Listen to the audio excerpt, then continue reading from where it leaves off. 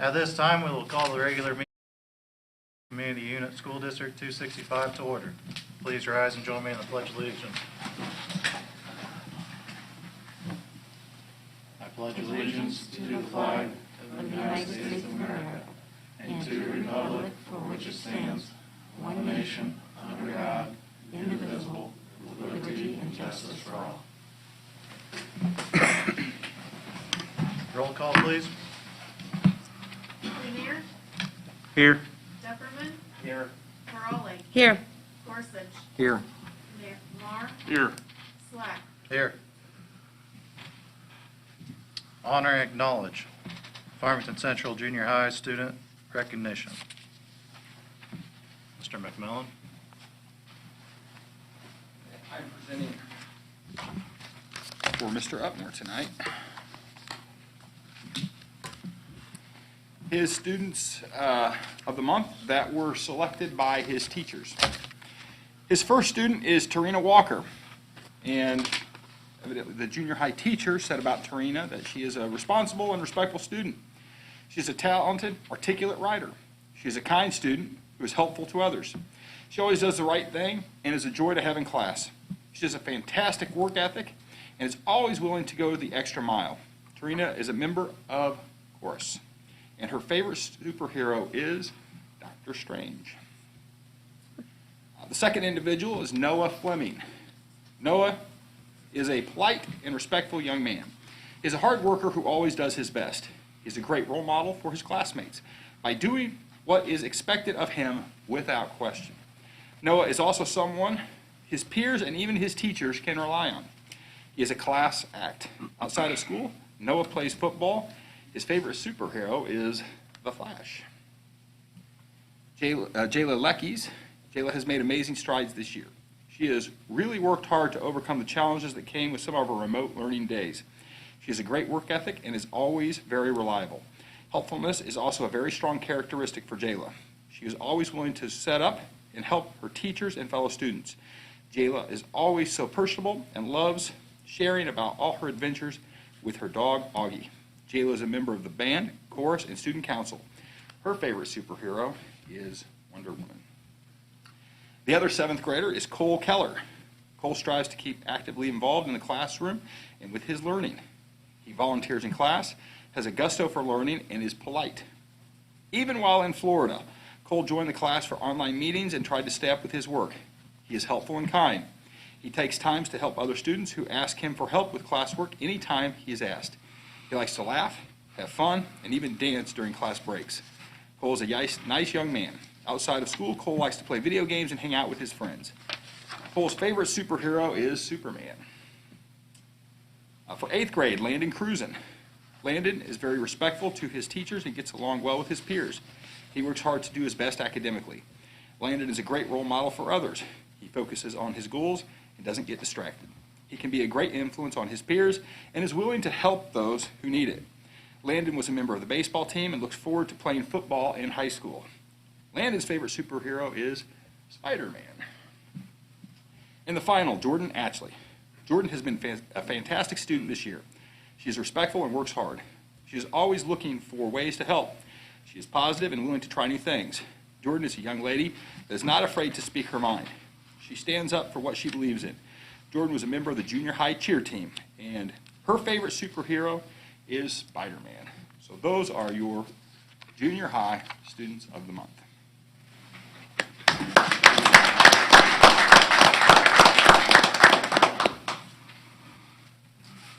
For our high school students of the month, our senior of the month is McCrae Barnett.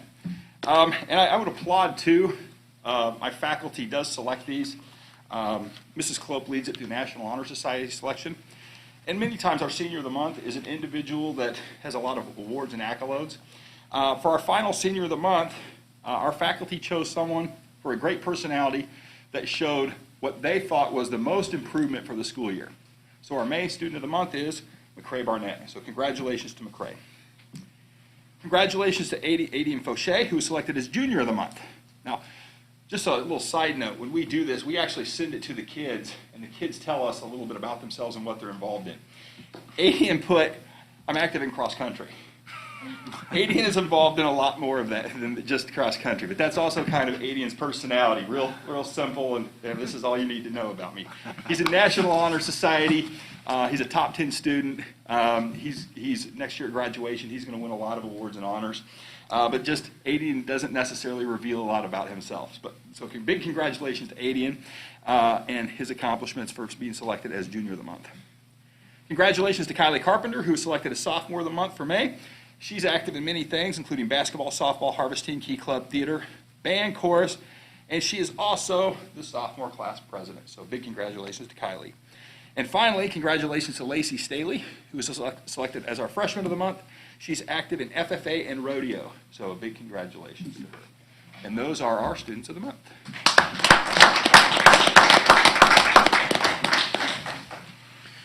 All right, Orange Frog.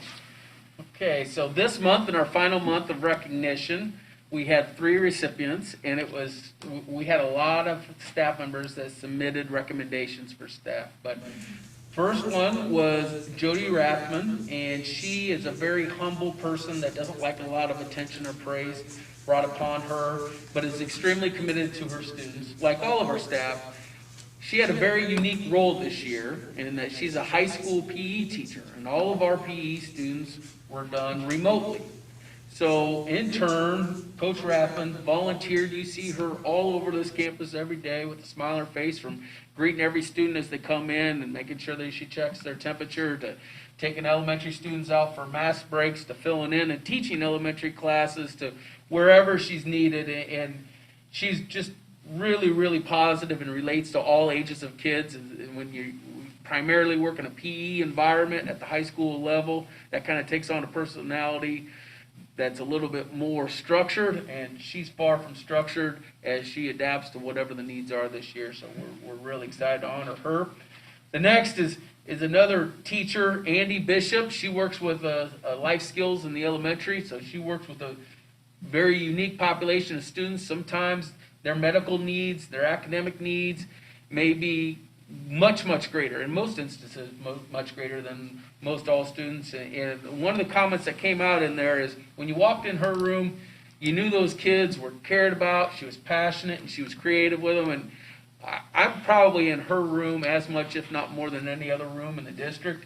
And that just really resonated with me, because that there's nothing more true. And when I went to give her orange frog, her little mug, and her little stuffed animal thing today, you just felt the love in the room when you went in there. All the kids were super excited for her and cheering for her. So it was a lot of fun to go and give her her award. And finally, Missy Melton, you talk about another staff member in the final month that's really had to adapt. She's a playground supervisor. If you can imagine what a playground supervisor's role is, to trying to keep kids 6 feet apart with their masks on, don't play on any of the brand new outdoor recess equipment or anything, and that's her job.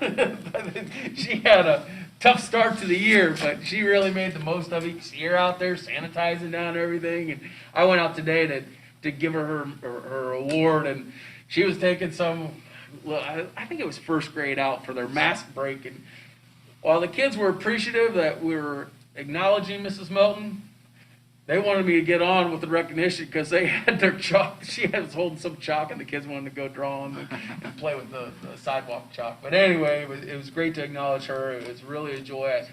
Thank you to Mr. Lambert for helping out myself get everything organized and around and recognizing these staff members. So that's this month's Orange Frog recipients. So let's give them a round of applause.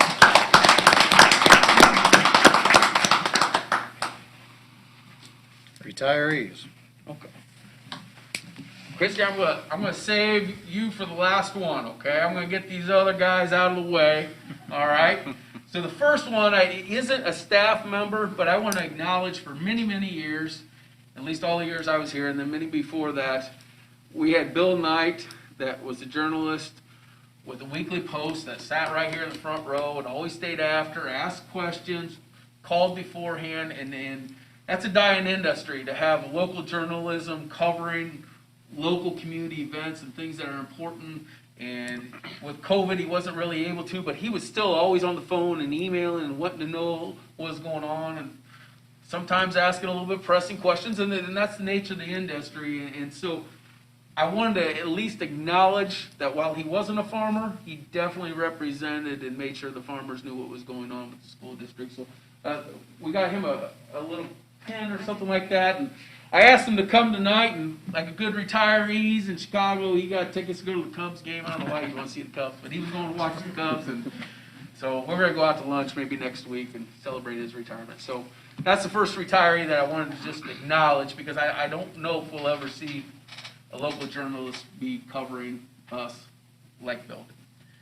Next up, Mr. Flater.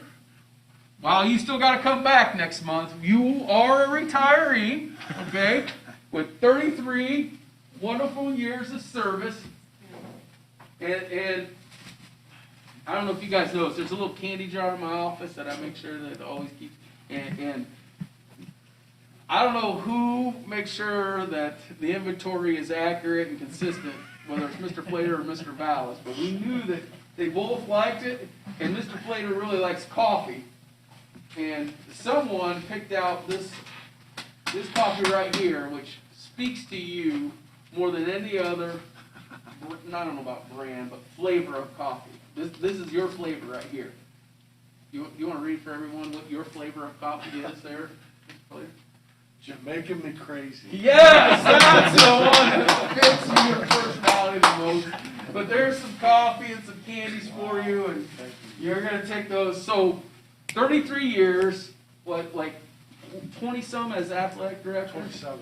27 in 4 different school districts? Yes. 4 different school districts. Tell us, one, now the camera's on and there's people present, this is a public meeting.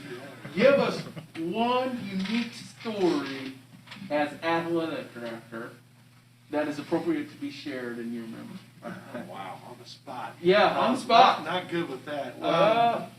27 years as an AD, you've been put on the spot way Okay, worse. so when I was at Rockridge, we loved to play the Farmington Farmers, especially in football. Lose to the Farmers, but go on. Yes, and especially, well, we did basketball a lot, but in football, when we played, our announcer at the time was very creative in everything he did, and it always made me laugh. And he said every time that we were on offense and we got tackled by a bunch of farmers, he said, a coffee shop full of farmers. And so that was always very unique and always kind of stuck with me. But there's a lot of stuff, and I really, it's been a great journey. I wasn't really prepared for this, so, but Yeah, you danced pretty well. That's yeah, all right, was it? No, but it was, it's been a great career. I mean, I just have really enjoyed my time working with kids, and that's what it's all about. And we're not done yet. We still got some more time and some more things to do, so. Yeah. So just for everybody to know, there's no employee in the school district that logs more hours on campus than an athletic director. Just by nature, an activities director is here late on Friday night, has to come back early Saturday morning because something comes up with the bus, whatever. They have the most hours on campus and working for the school district. They're just visible presence. There's one person here that probably spends more time than me, but he's not retiring. But I just want you guys to know that we're very appreciative for your commitment to Farmington here and your expertise and your longevity as an athletic director means that you're really committed and have enjoyed that kind of commitment to kids and activities and you have any big plans in retirement? No plans, actually. That's the best plan right there. Not at all. Christy, nothing at all. And I really appreciate the opportunity of coming here and being a part of this community and being a part of the, what it means to be a farmer. In the different places I have been, and I told our kids this, we had a leadership meeting last week. We have great kids here, we got great staff, and we have a lot of great things going on. And it's been really wonderful for me to be a part of that, to witness that, and to help to contribute to that. So I appreciate the opportunity. So you don't have to carry this around. We can get it to you tomorrow along with your sign, or you can take it with you tonight. It's your If I choice. grab it tomorrow, that'd be That'd be great. great. Thank you very much. So if you could step to the side, we're going to talk real quick. Dale Horn is also retiring this year after 30 years. here in the district, and did we happen to get his picture up? I don't think we did because we have it loaded for the art, but I'll share the picture with you. I went and caught him during junior high lunch duty, one of his great opportunities that he gets to have on a daily basis, and I gave him his sign, and the board gave him a watch for a gift, even though he shouldn't have to tell time too much in retirement, but he was appreciative and shared a few memories, but he's overseeing a track meet tonight, so he couldn't make it to it. Now, the best for the last. Get on up here. Come on.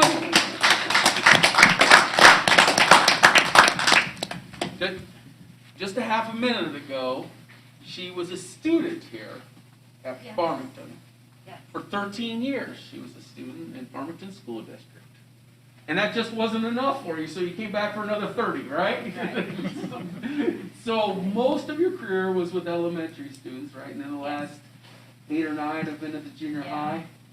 So what ages, tell us what grade levels you worked with the elementary? I started in 2nd grade, in my own 2nd grade classroom. It was Mrs. Coons' 2nd grade classroom. And so that was really exciting for me to be teaching in the 2nd grade classroom I attended in. Yeah.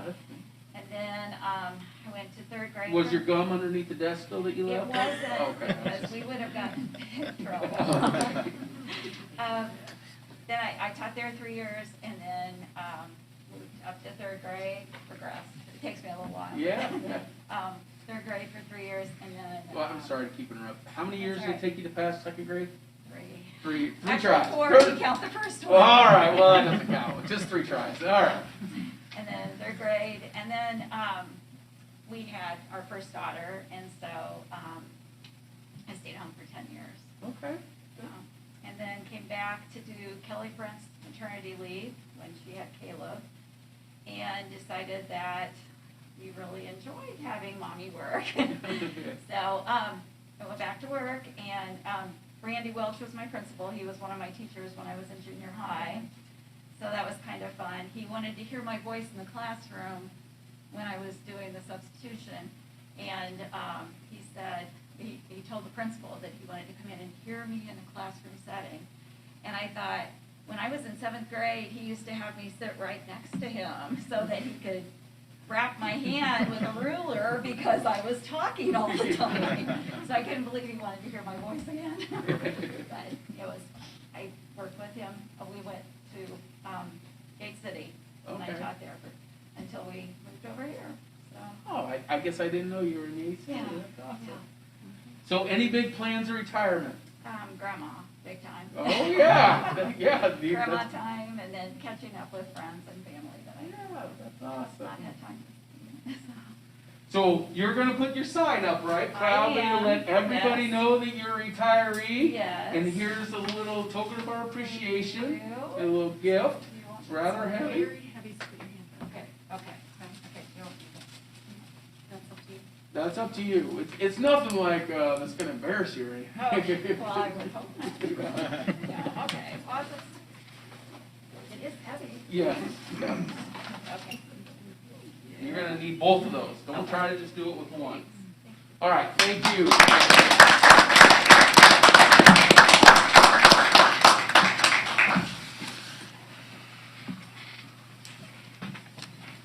Helen Farmer Haggerty Award.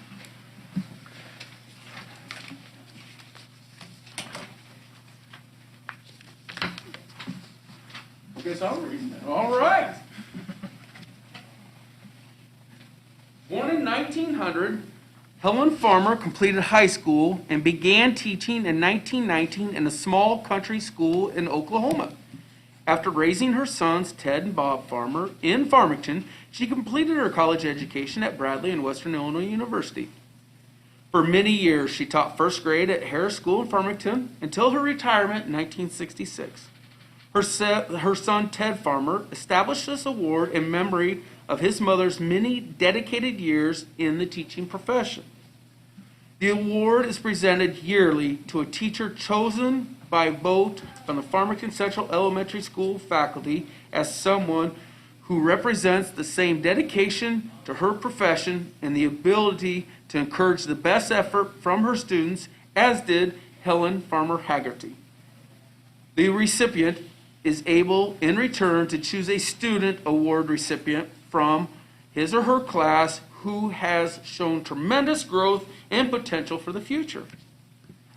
The winner of the Helen Farmer Haggerty Teacher Award will have his or her name engraved on a plaque that is proudly displayed in the office at the elementary school. The teacher and student recipients also receive a monetary award from the Farmer Foundation. The 2021 recipient of the Helen Farmer Haggerty Teacher Award is Kelly Holloway, who's a first grade teacher and a reading specialist. So, and a little extra special about that is that Mrs. Holloway is a reading specialist and reading interventionist, and right there before the start of school, when we were short on classroom teachers, she volunteered to step into the classroom and teach first grade for this year. So it's very nice that her fellow staff recognized her for her dedication and commitment. She very much embraces all that the Helen Farmer Haggerty Award speaks to. And then the student recipient is Aurora Ward, is the daughter of Travis and Jamie Ward. So a round of applause for Aurora.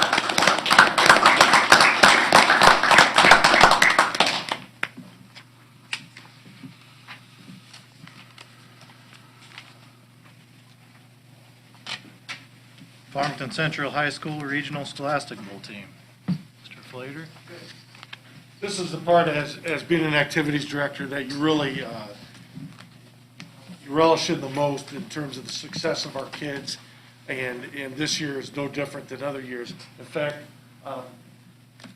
Coach Anita Bausman has been our JV coach for a while, and this year was her first year as our head coach for the high school scholastic bowl team. And our team has had lots of success over the years, and this year we didn't even miss a step, other than the Scholastic Bowl was a little bit different than it looks like in the past. She has done a terrific job, and I'll let her brag more about her team. So, Coach Bausman? Thank you. Yeah. Thank you. Thank you for taking the time out of your evening to just to let us talk and brag about this team that we have. This is half of the team. We had eight students show up. So this, of course, is half. It's the varsity team because we didn't have enough kids for a JV team also. But there was only one senior on the team. Everybody else on the team was a freshman or a sophomore. So, I mean, that just kind of shows you what we have coming up next year and the year after that, because these kids are only going to get better, especially with the teachers here at this school. They're going to learn more and they're going to get better. Members of the team were Lindsay Marinich. She was a senior. Alex Barrett, he is sophomore. Gabe Thompson, sophomore. Cameron Meehan, sophomore. Shaylee Thompson, freshman. Jonathan Long, freshman. Jason Kennelly, freshman. And Ben Clayball, a freshman. Because of COVID and everything was electronic, and honestly, I'm a little old, so electronics and technology kind of gets the best of me. So my data isn't accurate. It's close, though. So we played 30 games, 30 matches. We won 20 of them. With a total of 3,710 points.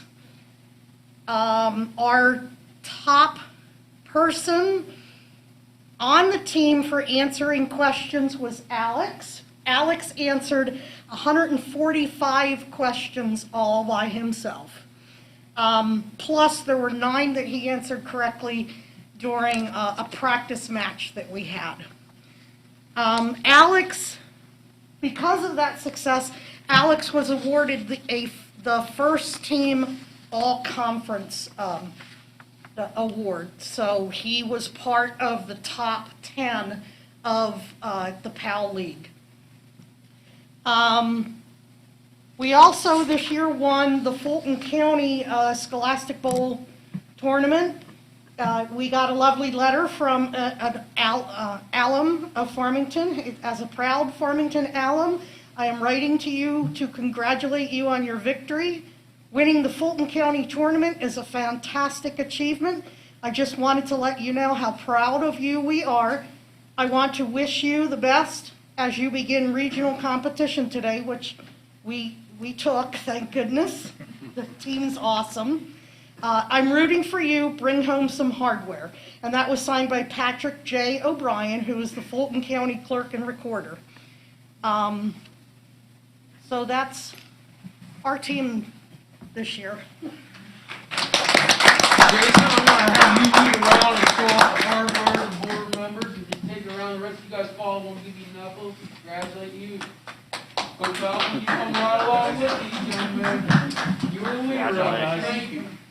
Congrats. Thank you. Congratulations. Thank you.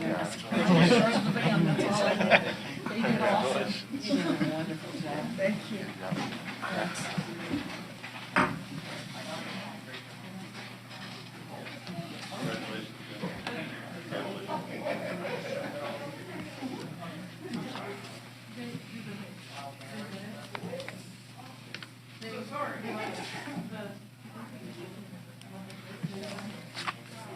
Consent agenda. Agenda items 1 through 7 are included on the consent agenda. The purpose of the consent agenda is to preserve time on routine items. All items on the consent agenda will be approved without discussion in one motion, unless a board member has a question about an individual item. This consent agenda is offered to conserve time, but not stifle discussion. If a board member has a question about any item, that item will be pulled from the consent agenda and considered separately, following the consent agenda vote. If there are no questions, we need the following motion.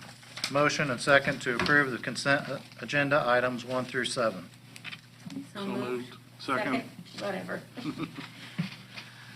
Either way you want it. Mara with the motion, Raleigh with the second. Any discussion? Roll call, please. Peppermint, Aye. Farley, Yes. Gorsuch, Yes. Marr, Yes. Slack, Yes. Lanier, Yes.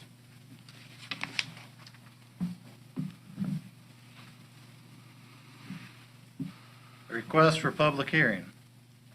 Meeting protocol requires a board agenda item proposal from the public to be requested a minimum of 5 days prior to the meeting. However, this does not prohibit individuals to address the board publicly and within the request for public hearing agenda timeframe and within the limits set by board policy. We have anything? No, let me double check this real quick with Mr. Powell, make sure he didn't receive. We're good? All right.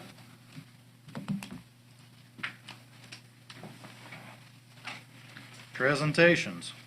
Organizational Health Index, Mr. Vallis. So we outsource, sort of outsource. We have a consultant that we use for organizational health, and this is to kind of tell us the climate of each building. So what I'm going to take you through is kind of every 2 years, we will survey our staff, our certified staff, and talk about where they fall upon where we believe our buildings fall upon these 10 areas. So I'm going to take you through a little bit. I'll take you through the high school first. I'll take you through building by building. So the high school,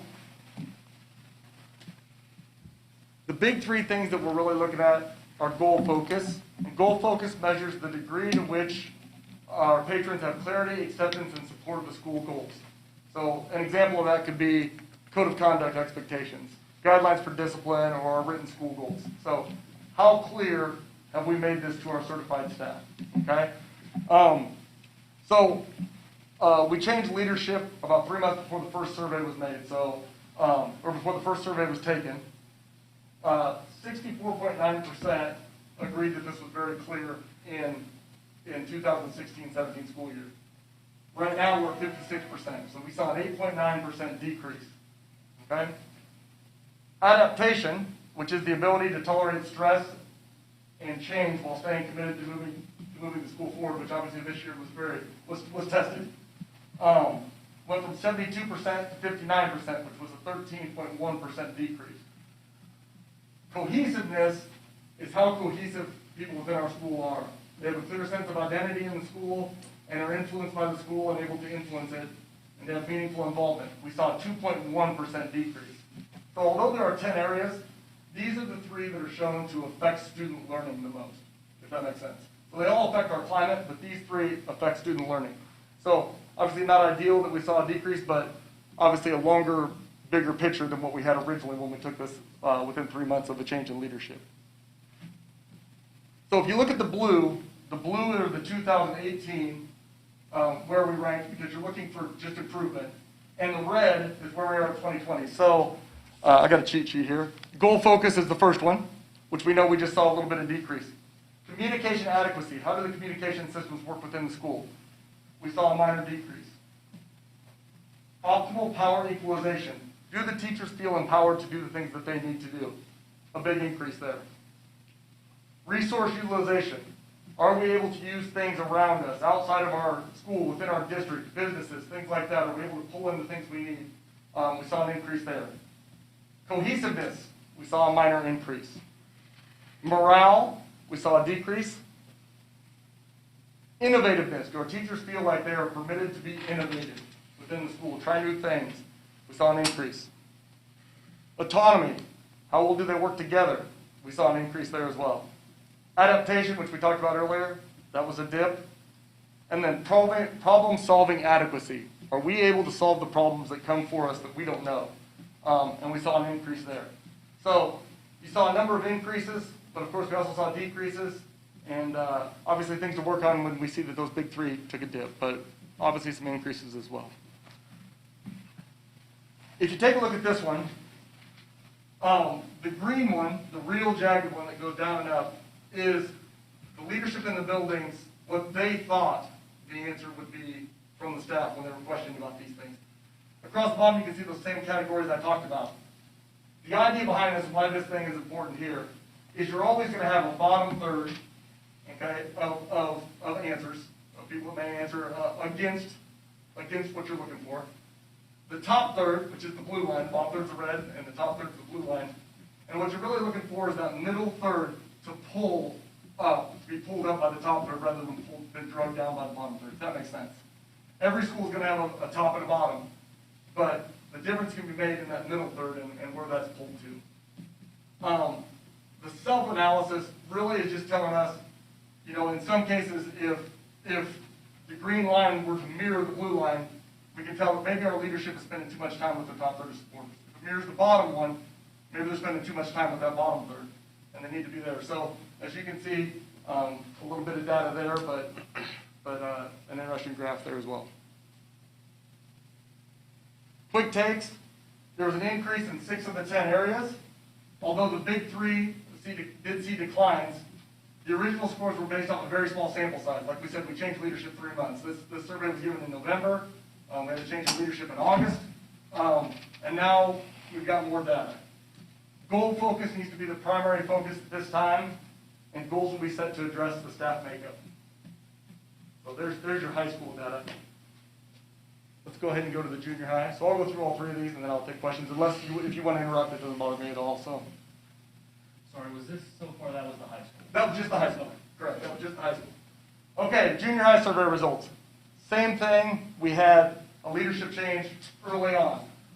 I want to preface this with, if you look at those scores on the left, these scores were very high after 3 months in the change. We had a lot of changes going on in the school, and we noted at the time those scores were probably not obtainable. That's what Marvin Fairman, who was our guy at the organizational health, said. Look, these are very high, so expect a dip. I just think that needs to be noted. I'm not making excuses for it, I just think that needs to be noted. So, we saw a dip in goal focus of 30%, down to 55%. In adaptation, we saw a decrease of 26%, and in cohesiveness, we saw a dip of 15%, but it's at 74%. So we did see dips in all 3 of those. So obviously, because of how I looked before, this next one, go ahead, Ms. Slides. The next one, the blue, as you can see how high these are originally, but you're going to see a dip in all of those, all 10 of those. Okay, so all 10 of those are going to drop some. Okay, let's go ahead and show the next chart. Okay, So this gives you a different picture here. The bottom third would be the red, and the blue would be the top third. We are hoping that the middle third will be drug up more than drugged down, or I'm sorry, lifted up rather than drugged down. The self-analysis, as you see running across the top, obviously provides us with some data. But that gives us some interesting takes from that as well, to help locate where some of the issues may be. Okay. All areas declined, but initial scores were extraordinarily high. And from a small sample size, I put that in there just so we have to reflect in a few years. We know that that was there. Goal focus and adaptation should be the primary focus moving forward, and goals will be set to address school needs individually. Okay, let's go ahead and do the elementary here. Okay, so the elementary is in a different boat. We've had the same leadership for a number of years. So this survey was given in 16, 18, and 20. So from 16 to 18, in goal focus, we saw an increase of 5%. Unfortunately, we gave back 12.7% this time, from 18 to 20, if that makes sense to you guys. So we gained, but we gave back 59%. Adaptation saw a 14.2% increase, but we gave back 11% this time, 11.2. And cohesiveness, we saw a 27% increase, and we gave back 14.7%, so we're still a little bit ahead there, but the other two are back to where we were, close to where we were. Okay? So this shows you 2018 data. You're going to see a dip in these. Resource utilization is pretty even there, but the rest of those are going to have a dip, some bigger than others, from 18 to 20.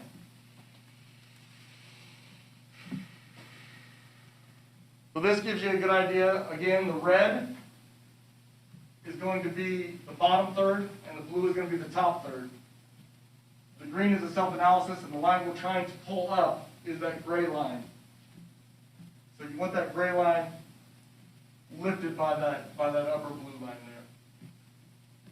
So I know a lot of you guys are new to this, and I want to make sure, if you want to sit down and talk more about this, just let me know and come in, and I can go through this more explicitly. Because I do think it's important, and I think it's important that we all understand it as well. So it can be very complicated. So we did see a small increase in one area. After seeing improvement in the previous cycle in the big three, there was a dip in this. Goal focus needs to be the primary focus moving forward. And we are going to work with Marvin Fairman, we already have to some extent, about putting together advisory committees for our building leadership that will involve a little more say from our faculty. I think it's important that if we're going to build the culture, the faculty has to have a say in it. And one of the things that he really came to us about was electing our faculty. We had used volunteers originally, and one of the problems with faculty, or with volunteers, I'm sorry, would be if I'm having volunteers, there can be the assumption, or possibly true, that the people that volunteer were me saying, hey, why don't you jump on this committee with me? The people that I handpick. We need a good cross-section of our people that are elected by their own people. So, because I think that cuts out any of the perceived bias or true bias that could be involved in that committee. So, the committee will serve in an advisory role, not a decision-making role. The decision-making will still be up to the administrators, because obviously they'll answer for those. But I think, talking with Marvin, an advisory role is necessary in these places. And the committees will look different at the three buildings, based upon the building makeup.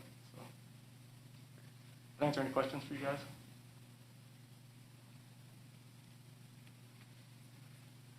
It would probably be something that I would like to meet with you. Yeah, Just yeah, to anytime. understand If you guys it like to a email me, or little if you'd like to meet as a group with me, I would love to. Obviously, this plays into a lot of different areas. So, thank you. Thank you. Thank you, Mr. Rollins. All right, slideshow presentation of the Farmington Central High School art pieces.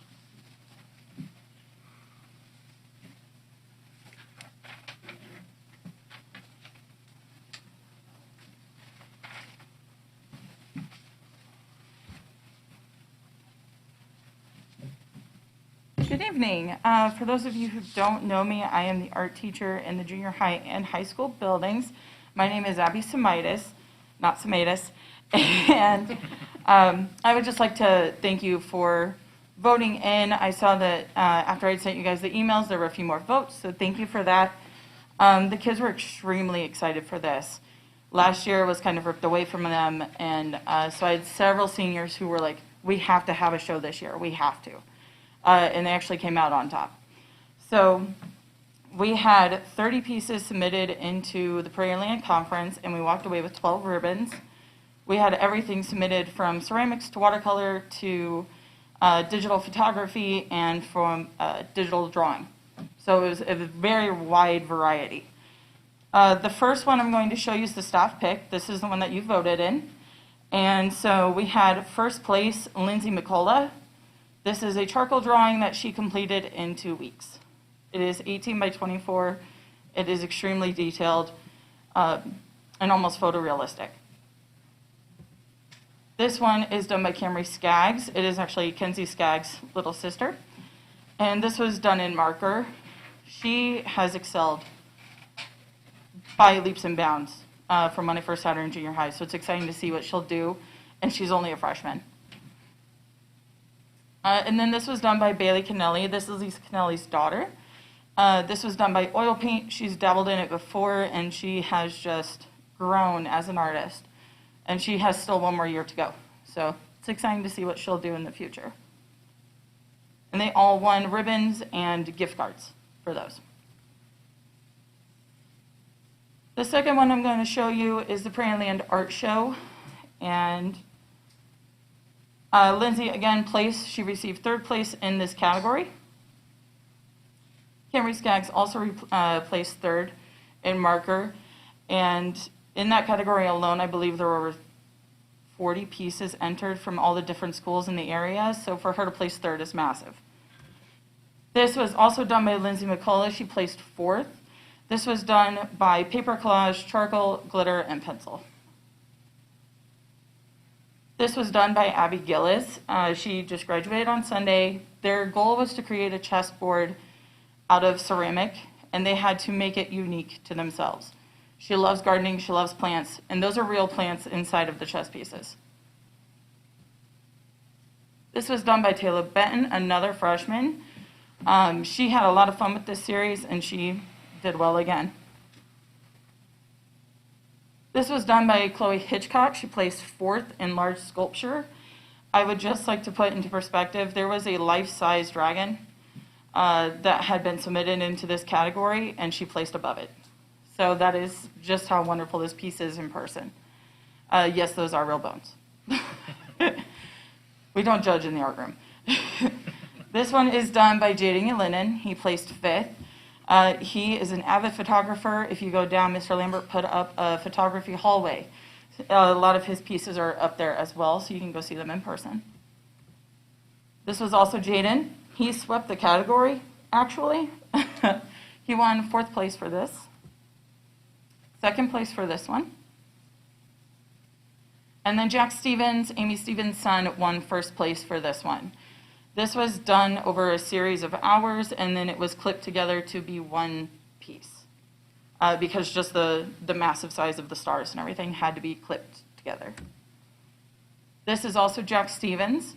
I believe this is when they went out to the West Coast. And then Jaden won third for this one. And he is huge into trains and models. And so this is, I believe, his personal piece that he has photographed. And that's it. I just wanted to say thank you again. Thank you.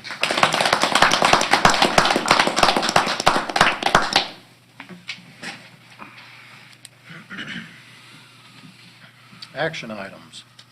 Perfect intergovernmental agreement. The Board of Controls that governs the Peoria Educational Region for Employment and Career Training, Perfect, is revising our intergovernmental agreement.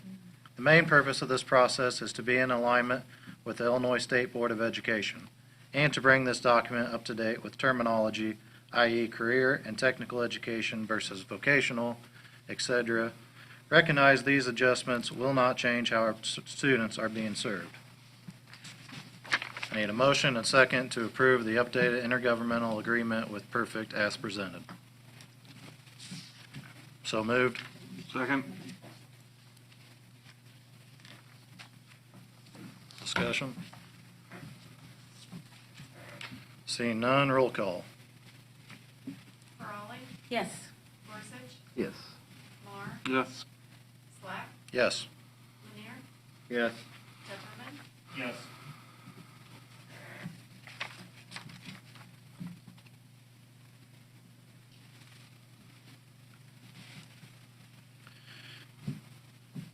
Insurance for the 21-22 school year. Bushu HR has conducted a thorough commercial insurance analysis on behalf of the district. The lowest possible bidder would be Utica National with James Unlin and Company for the package, and Bitco with Jason Chastain of Gallagher for the workers' compensation. Need a motion and second to approve the lines of insurance in the amount of $138,606 as presented. So moved. Second. And Travis is here tonight to answer any questions. If anybody's got anything. Well, I kind of got a question for you as far as kind of looking over the numbers. I get for the lowest price on the ones that you gave us, but I'm kind of curious about what we're using now with those numbers, maybe compared to the PSIC, the Keyswater Insurance. To me, as I'm looking at that, and I'm maybe coming from a different standpoint, but I'm kind of looking for the local guy, to be honest with you. I understand the numbers are a little different there on what we're looking for price, but I want a consideration of them, maybe some clarification of where their price, is it meeting the standards we're looking for? Is there more to their package for the price difference? I'd kind of like a little understanding on that, not just so much the lowest price. I want to kind of consider where that company is, where things are coming from. So that's where I'd like a little more info on that side, not just comparing the lowest for what we're looking for, but just if what they have meets it, where can we consider it still being a good deal?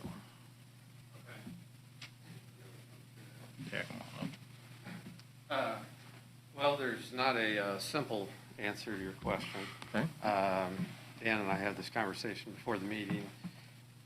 In commercial insurance, there's very few carriers that have the same exact program.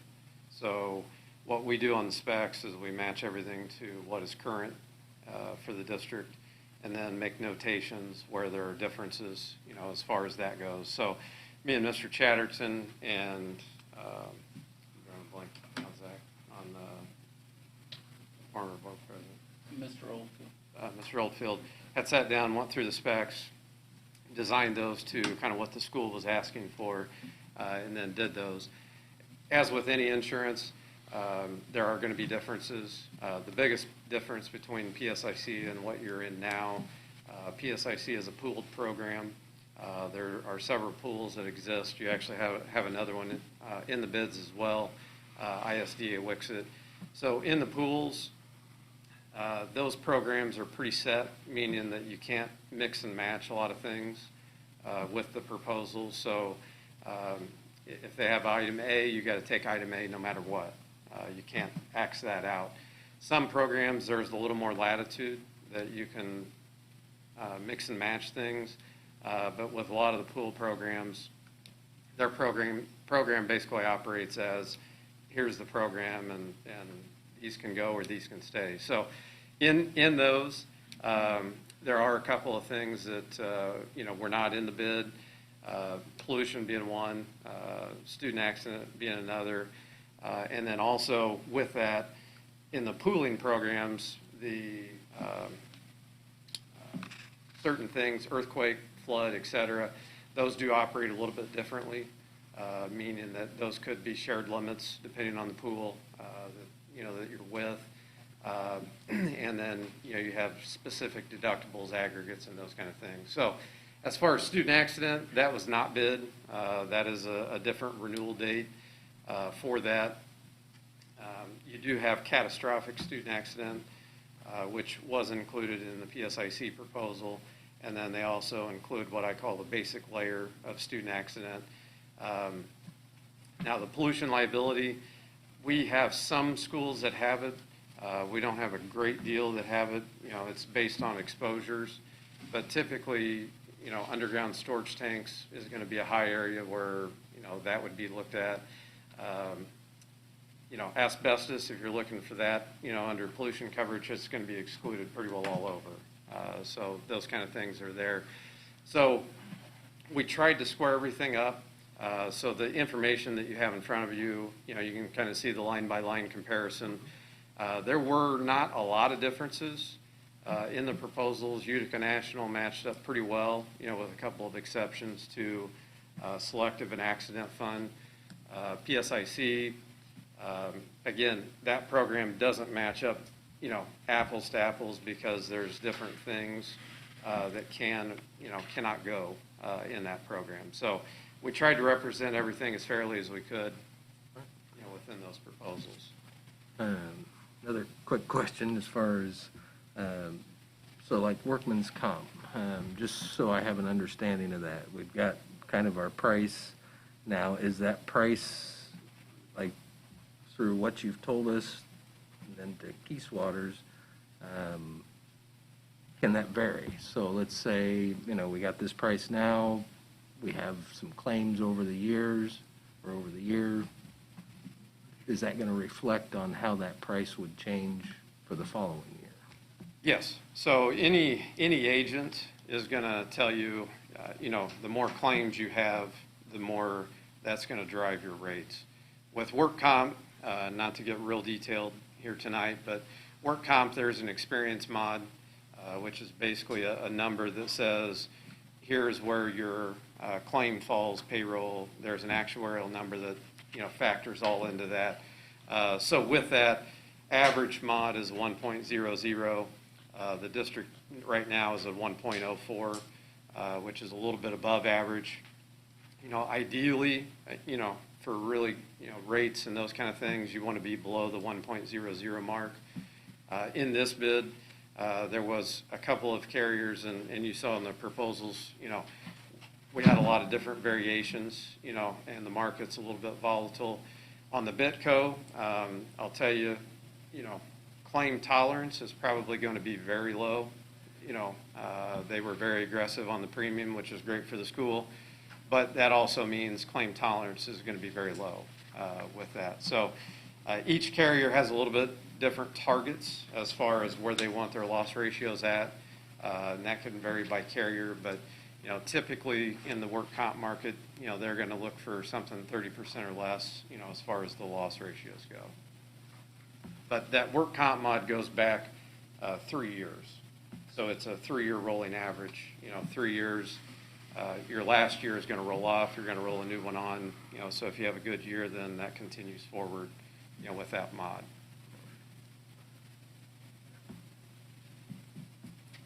I'm a little new, so you'll have to forgive me.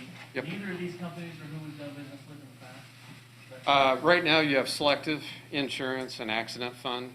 So Selective has your property, liability. I don't know which line you want me to go through, but what I call a package is your property, your general liability, your auto, school board legal, umbrella, those kind of things. Right now, the only thing that's separate would be the work comp piece, and Selective has, outside of student accident and those other items. Okay. And are we decreasing our coverage? I mean, we're going with the lowest bid. Is that because we're decreasing our coverage? No, the only decreases, again, are variations where they couldn't match exactly. So we specifically made note, like on the auto, you have a very low deductible, you're $250 and $500. Utica was $500 and $1,000, I believe, off the top of my head. And then other deductibles and those things, there was plus or minus, but not real big variations throughout between the proposals.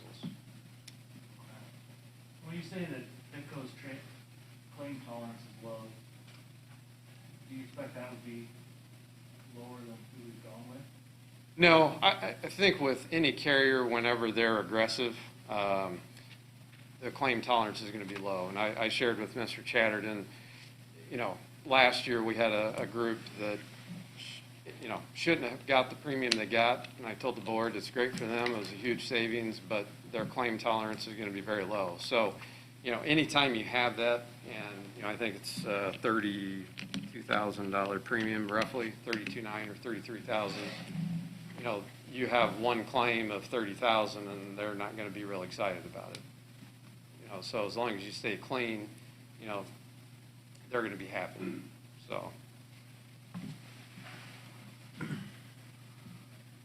is maybe this is a better question for Dr. Shannon, what is our obligation? Do we have to go for lowest bidder? Nope. Do we have the flexibility of that? I think, for whatever it's worth, my thoughts are, how long have we been with our current insurance company? Is it quite a while, our agent?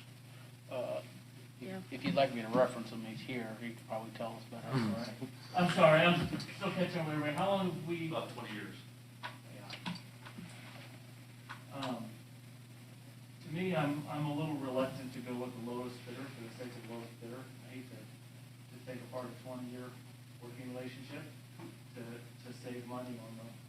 I think oftentimes you do that, and then a year or two later, the price goes up because, they got you away from the other company, and then you're kind of going in circles. So if we did, I kind of prefer to see the money stay, in district. I kind of feel some allegiance towards those two directions a little more. So, for whatever it's worth, I'm not crazy about switching right now. So. For your lines of coverage, it's still with Unland.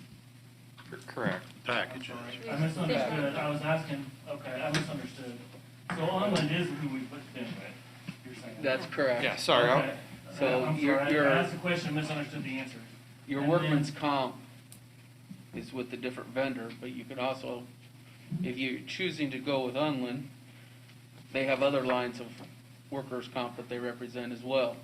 But the least workers' comp is Bitco. So Yeah, I you, mean, accident fund is your current, what we're showing there is just the lowest premium.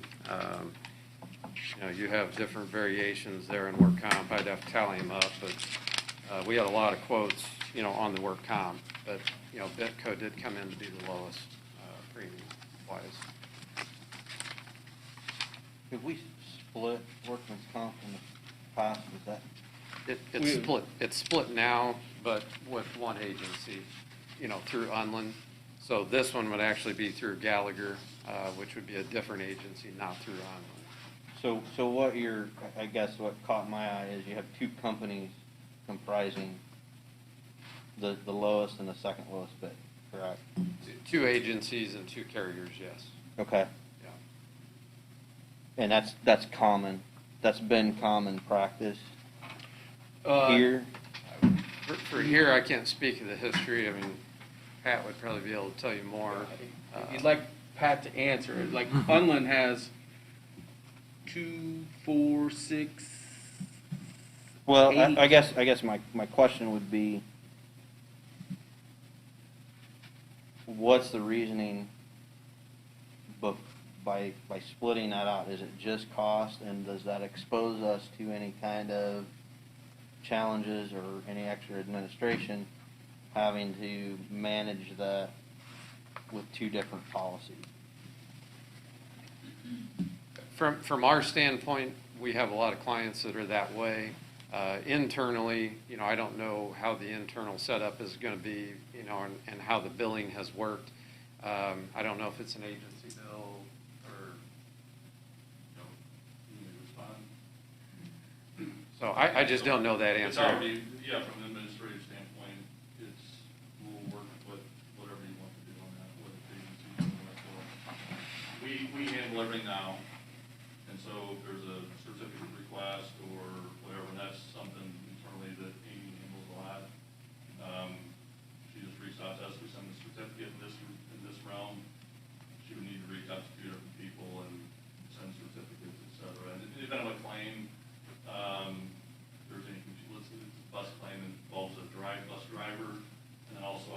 bus, you're gonna have two separate claims, or two separate people to go to on a claim.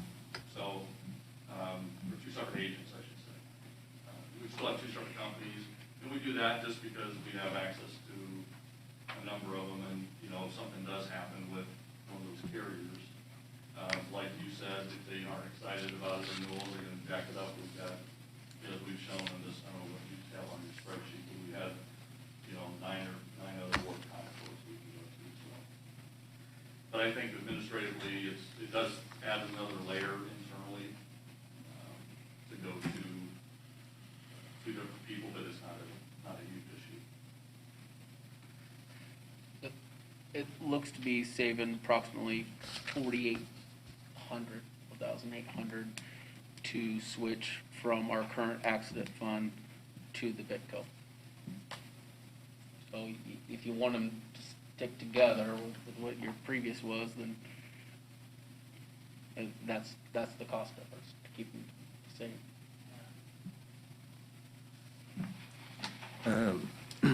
Another quick question to where on, I was reading for there's a 3-year that we've got to stick with if we go with the Keyswater, the PSIC one. Correct, Are the yes. others that way to where, I mean, they're the only one that requires us to basically. Correct, yeah. PSIC does have it's not new for just you guys, it's throughout their entire program. So it is a 3-year commitment. And like a lot of other pools and programs, you know, they do have dividend eligibility, those kind of things. The way the specs are written, it's, you know, generally our recommendation is to go out to the market every 3 years. That's my personal opinion.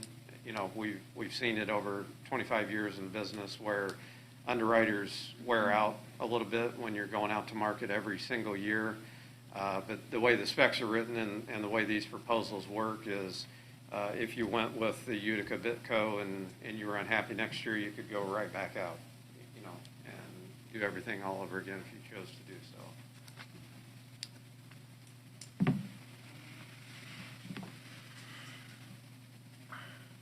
I guess maybe my next question would be, is this something that has to be done tonight? I mean, is there a way that we can?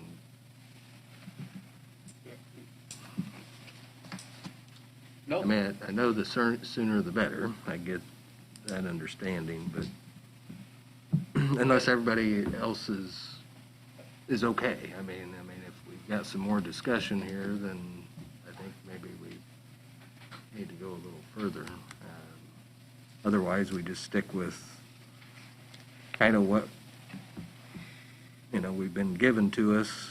You know, we know we're going to do it in 3 years again, probably.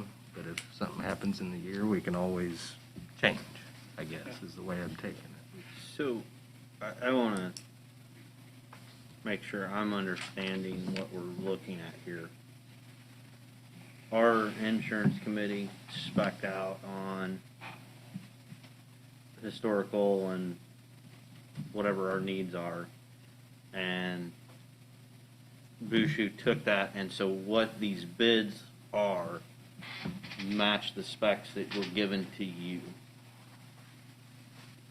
from our committee. From what's that time frame?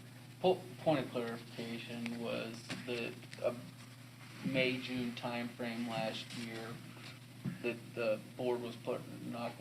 Previously to that, we took board volunteers. So the insurance committee as it stands as an independent committee predicated by the contract is for health insurance. Okay. This property casualty is just a function of the board. So last spring, backing up even before then, we asked for input for people to listen to input from insurance carriers. A quasi request for proposals, not bids, because quite frankly, I'm not equipped to write bids. Okay. So we had a couple board members sit in, we interviewed, we talked. If I remember correctly, I'm not putting Kay on the spot, I remember she was a part of it, and we were Zooming, I believe, because we couldn't be in person at the time, and we had Unland Insurance, and we had Keyswetter Insurance. And we talked with them, they talked about the services, the schools that they cover, that their book of business, what they feel like they can do, what they could bring to the table. That quasi-insurance committee, just the members of the board, I don't remember who was on it, I just remember Kay was there, took to the full board in May a recommendation to continue with Unland as a insurance of record, broker of record. The board wasn't completely comfortable with that. They wanted to see some numbers at that time. So, still not a bid process because we didn't go through the whole full formal bid process.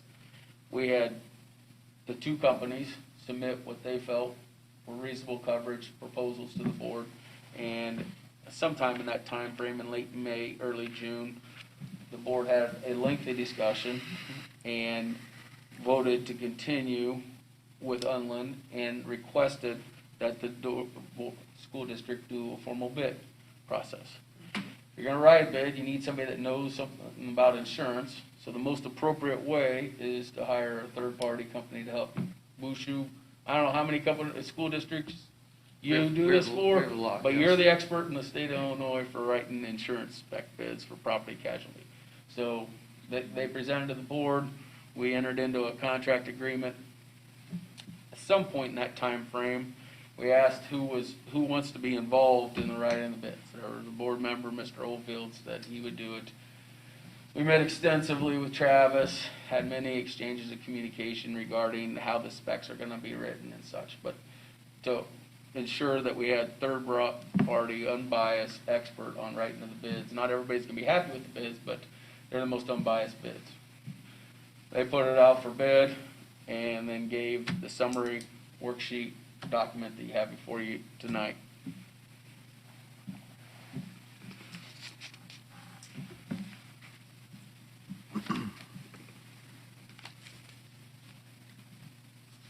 And I can respect that, but as far as kind of what you're giving us is just, the lowdown of everything, your opinion on what at this point is the best way to go on the money side and the policy, right? I mean, that's kind of what you're looking at. Baseline, we've got insurance. You really didn't have any glaring holes of coverage, when we looked at everything that you have. Insurance is always bought on fear, so I'm going to buy insurance different than what you're going to buy it, and your neighbor and so forth. So it really comes down to a comfort level of what the board is comfortable with. From a coverage standpoint, like I said, you really don't have any glaring holes. Probably one of the hottest markets right now is cyber liability, and you've got that coverage. Do you have enough of it? You never know. But as far as the coverages go, I think Utica is a good company. Bitco is newer to the market, not really new to the market, but re-entering the school market. We haven't seen them, for a while be aggressive with schools, but we do have some of the private sector represented with them as well. So familiar with the company and the group anyways, from that standpoint. So, but yes, like I said, in the beginning, when you're comparing a pool to an open market carrier, you are going to have differences. You just can't square those up, to be the same.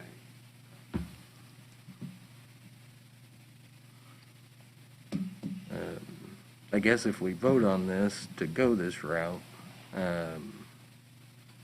you're saying with this company that you suggested, we've got a year with them, so we can, or however long, but this first year, if something happens, we're not happy, we want to do something different, we could then do something different then. Yeah. Otherwise, we go out 3 years and reassess Right. again. Coming into it kind of new, I've got some hesitation that I want to hold back a little bit, but if it's something, for a time frame, on getting it done, when is the time? The renewal is July 1st. July 1st? Okay. I guess I don't have any problem with the board deciding, well, I don't really have to say in it, but my opinion is, I see no concern with tabling it. My question is, what additional information do you want between now and when that will occur? We have all the documentation, we have the people present to answer the questions now here tonight, so. I guess it's, well, as far as, discussing it, I guess, with the board a little more. I mean, I don't know if there's, a way to do that to where, I mean, I guess, a lot of you have already, not a lot of you, but a few of you have already kind of been in the beginning to where, I mean, if you're comfortable with it, that's what I need to know, I guess, at this point. If it's something that we do now and then reassess it in a year to see, where we're at, I mean, that's going to give me more time to understand where we're at, I guess, a little bit more. Like I say, I'm thinking of the taxpayers and saving them money. That's for sure. But I'm also going to say it to where I'm looking at between, the gentleman we're using now and been with him for 20 years to PSI with Keys Waters being a local business. Those are the two that I may be more focused on at the moment. The lowest bid isn't maybe part of that equation to a certain extent. And that's where I think I need to, or if we need to discuss more to understand what we're all trying to get to, I guess. Now, if they're okay with the lowest bid, I think I can probably go along with that here in the beginning, but, it's something that we look at next year, for just that, I guess. And to clarify, Utica is with Unland. I just want to make sure Utica is. everybody's on the same page with that. Got it now. Okay. Okay, yep. Yeah. How you gonna fix that up? So the only thing that wouldn't be with Unland would be Bitco. The Bitco, okay. Yeah, correct. Well, even So going. I just want to make sure you were on that Okay, understanding. yep, and So- that's what I need. So with the Bitco, if we tie that back to an Unland, so would that be through the Gallagher one, or is? It would be through Gallagher. You could do it, through an agent of record letter. That process, our office generally doesn't like to do unless there's service issues. And I hope these gentlemen behind me would respect, what I'm going to say. Usually we don't do an agent of record unless there's issues. Have we done them? Yes, per client request, but it's not something that I would like to do. And my philosophy is somebody has put work into the bid, and then if you're going to go take it away from them and give it to somebody else, if I was in their shoes, I wouldn't be happy, and Right. Vice versa. I think if the shoe was flipped, Yep. I don't think anybody would be happy about that. Yep. So it can be done. I'm not going to tell you it can't. Right. To get everything to one, but my general philosophy is not to work that way. If we were in the mindset of we wanted to be with the same agent, and we were just simply talking about sticking with Unland, we'd be looking at the 48,000, correct? 4,800 more. About 4,800 If you roughly. go with the accident fund. If you wanted for- to stay with Utica and accident fund, you're 3718 to 32.9, so roughly, I guess I'm not saying that. yeah, 48. To me, sorry, Alex, that $4,800 is 3.5%. I hate to switch over 3.5%. I almost just assume stay with Unland. That's what we've been dealing with. I think the motion's a little awkward in that we kind of, I'm good with Unland for one, and I'm not crazy about Bitco for the other, so. So it'd be selective and accident fund for $144,912. Why are we, okay, so I guess I was confused why we're looking at it without the terrorism. Oh, I'm sorry. With terrorism is $148,137. So would we be doing it with or without? Is that covered or not? Well, the current has it, Utica has Right. terrorism regardless. So we would be looking at the 48,000? Well, I was looking at without terrorism. Should we have terrorism? You have terrorism now. Yeah. That's included. So you can do two things. I mean, we're showing selective with Bitco, but you can do selective and accident fund, or you could do Utica and accident fund. So what's Yeah. Utica and accident? You're just adding in the 37,818.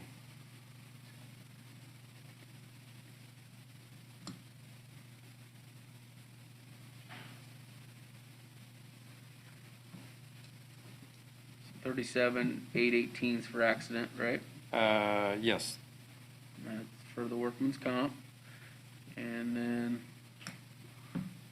all other lines then would be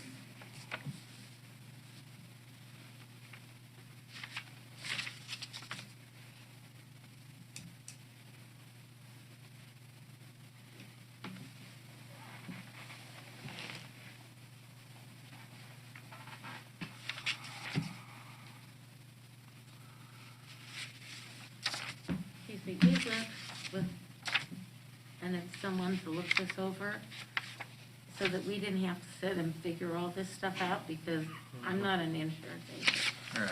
I don't know anything about it. But we went with them so that they could look this over, because they do it all the time, and make it the best, what they felt was the best recommendation for us. I'm just saying, we paid them a lot of money to do this.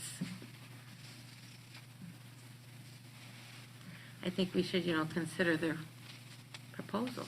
Well, their proposal just said, here's the lowest bids. And we're saying we're not sure we want to go with that. We're saying we might want to stick with the people we know. Or stick with the community we live in. To the extent of that, the Unica is Unland, right? Correct. Okay, so we're sticking there. The workman's comp is the one going to Bitco. So that's maybe where it lied, or where it lies for me on the hesitation there, okay? But also consider, and like I say, I know that you guys put a lot of work and effort and bids and everything into this. But like I say, I'm going to come at you from the standpoint of being a small business and being in the district. And to me, those people pay their taxes. They're contributing to the community. The others might not be. We're just paying them, their money goes elsewhere. So that's where some of my hesitation comes in. But like I said, I'm new enough at this point where I'm okay with maybe going this route that they've suggested. And if we've got that ability to check it out in a year, then that's maybe what I think we need to do. It's going to ensure that we got the insurance.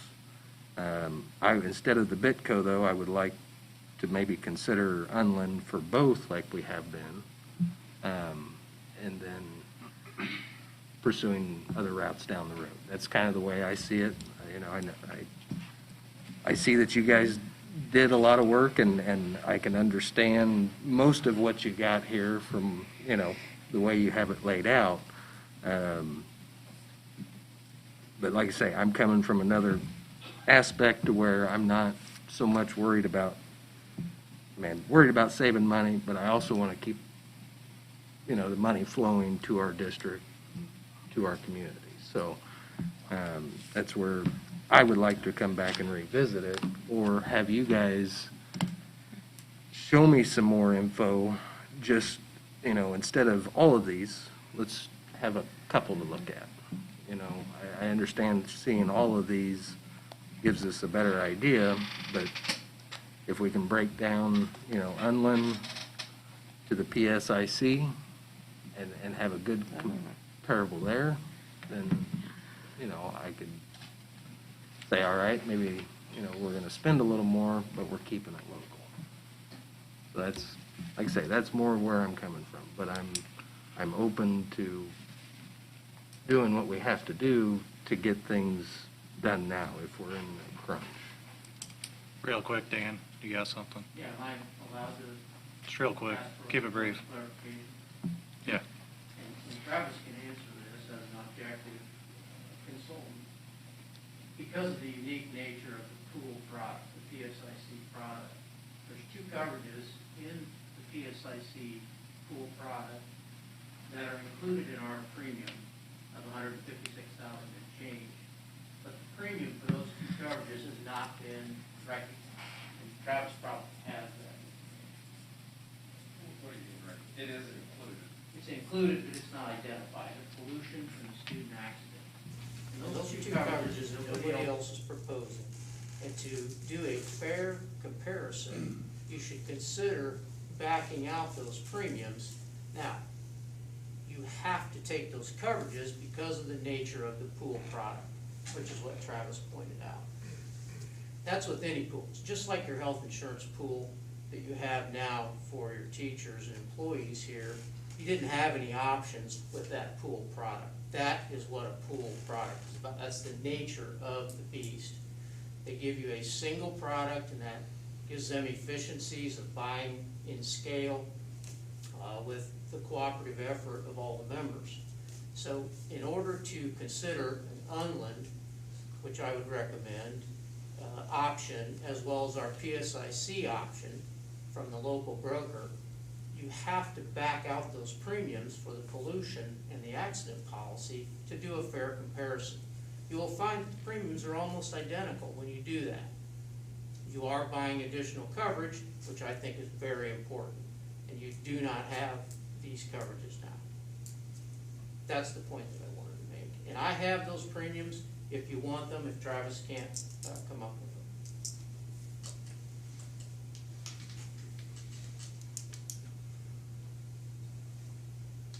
I guess I come at this from a little bit different perspective. I think what Bushu put together is actually pretty good and pretty detailed. And from my standpoint, for us to take the lowest bid or take their recommendation at face value isn't probably doing due diligence as a board. I'm for a more efficient or the most efficient bid and the best value, and I don't doubt that they've put together two good proposals what I'm gathering as we've directed them on their proposal. I'm a little bit concerned that given the discussion, we should probably look at this in a little bit more depth. So I'm kind of from the mindset, I think the information is here, but I'm going to throw out the idea, is this something that we should refer to a committee to look at in depth and have a committee bring back a proposal? And maybe it's what they've proposed, or maybe there's other options. I look at the data is there. It's just how many pages? Right. And we're throwing a lot of questions, and I think they're great questions about what we should be covering and what we shouldn't be covering. So I'm not prepared to accept the vote tonight, just based on the questions that fellow board members have brought up. And it's not because it's not there. It's just, I don't know how much time you guys have to go through all of this. I'd almost just to see, not to discount where you're coming from, I kind of get where you're coming from, but I think we have all the information, we just need to slog through it and make a decision and move forward. Like I say, we have everybody here, I hate to drag everybody back in a month and repeat the whole process. But that's just me.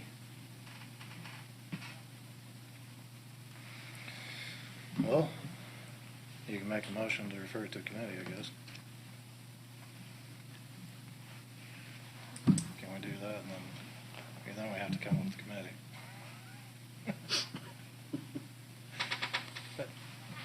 Go ahead, Pat. Can I address the board? Yeah.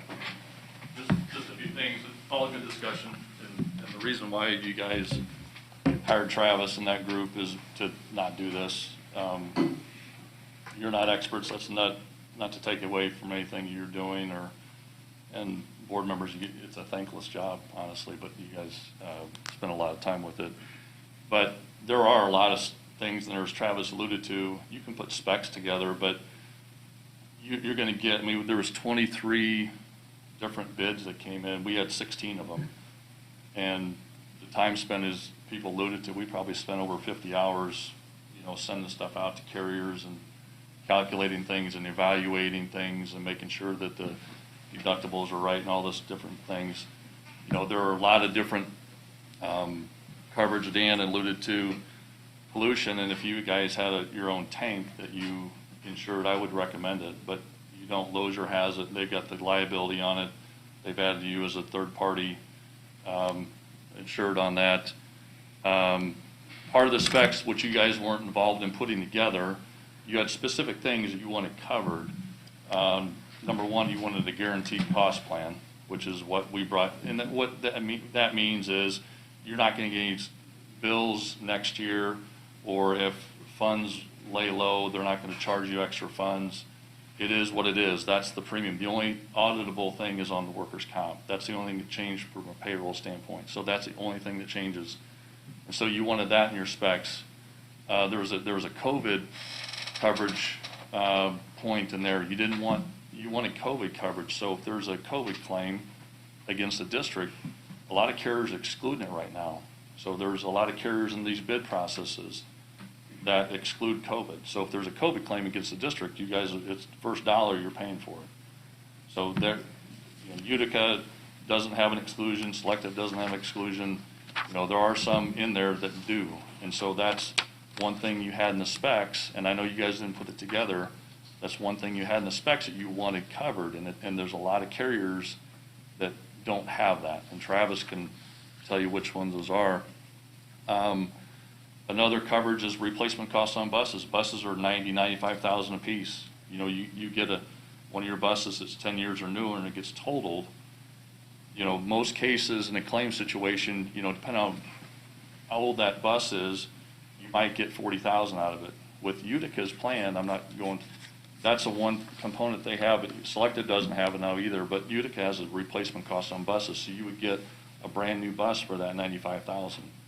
So in that same claim situation between all these different carriers, whether it's Utica, Selective, Prairie State, whatever it is, that one claim, you're talking premium savings, but the one claim just takes all that away, whatever premium differential you're talking about. The other thing is, we talk about local agents, and Dan's been a good local agent in Farmington for a long time. He has, and all your professional services that you access, whether it's accounting, legal, Travis has a great HR services group out of Effingham. He's got a 2.5-hour drive back tonight. There might be a good HR firm in town, I don't know, but do they know about schools? I don't think so. They got the market cornered on that. Your attorney, Jay Greening, Jay doesn't live in Farmington. He lives about an hour away. His office isn't here. And I know there's good attorneys in town. And so you want to partner with those who write a lot of schools from an insurance standpoint. We write over 75 districts right now. And so we go to board meetings. I'm here. I was at the bid opening. I'm in town. Our holding company, I'm a board member of Hometown Bank Corp. Our holding company owns Farmington Community Bank. We've got tax dollars at the community as well. So there's some local attachment, but we can't be the local agent everywhere. We just can't. It's just not physically possible. So, but that's not to take anything away from Dan and what he does as an agent. So it's a professional service. You hired Bashu, paid him some money to do that, provide some good feedback for you, which I think you have. But there are a lot of things in there that are pretty detailed, and they do a pretty good job going through that. So if there was anything glaring, you guys want to take that on yourselves, I'd just maybe caution you a little bit, because it takes a lot of time. It really does, and we're in the business, and it takes us a lot of time. So, but I'm always accessible. Zach knows how to get a hold of me.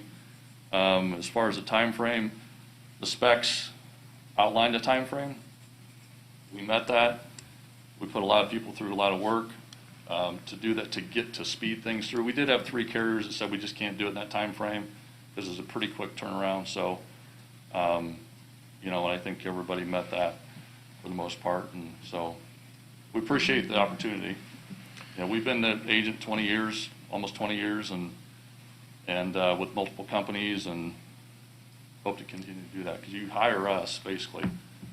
You know, the specs have different carrier names and all that stuff, and agent, but you hire the agent to be your professional partner, and we can kind of go from there and put the right coverage in for you. So that's all I have. Thank you. Quick question, Pat. Yep. So you mentioned how many bids did you have? About out of the 23, I think we had 16. So I guess my question is, were there, you know, obviously Utico's the cheapest, right? Least expensive, yes. Okay, so so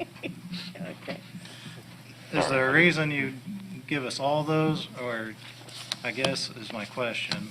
Well, I don't, yeah, because we have access to, I mean, in the state of Illinois, outside of the couple trusts, there's really these markets right here. On a multi-line basis, there's about 5 markets that write the schools. And outside of that, you know, State Farm's not going to write them, and Country and some of those, although Country still writes a couple of small ones.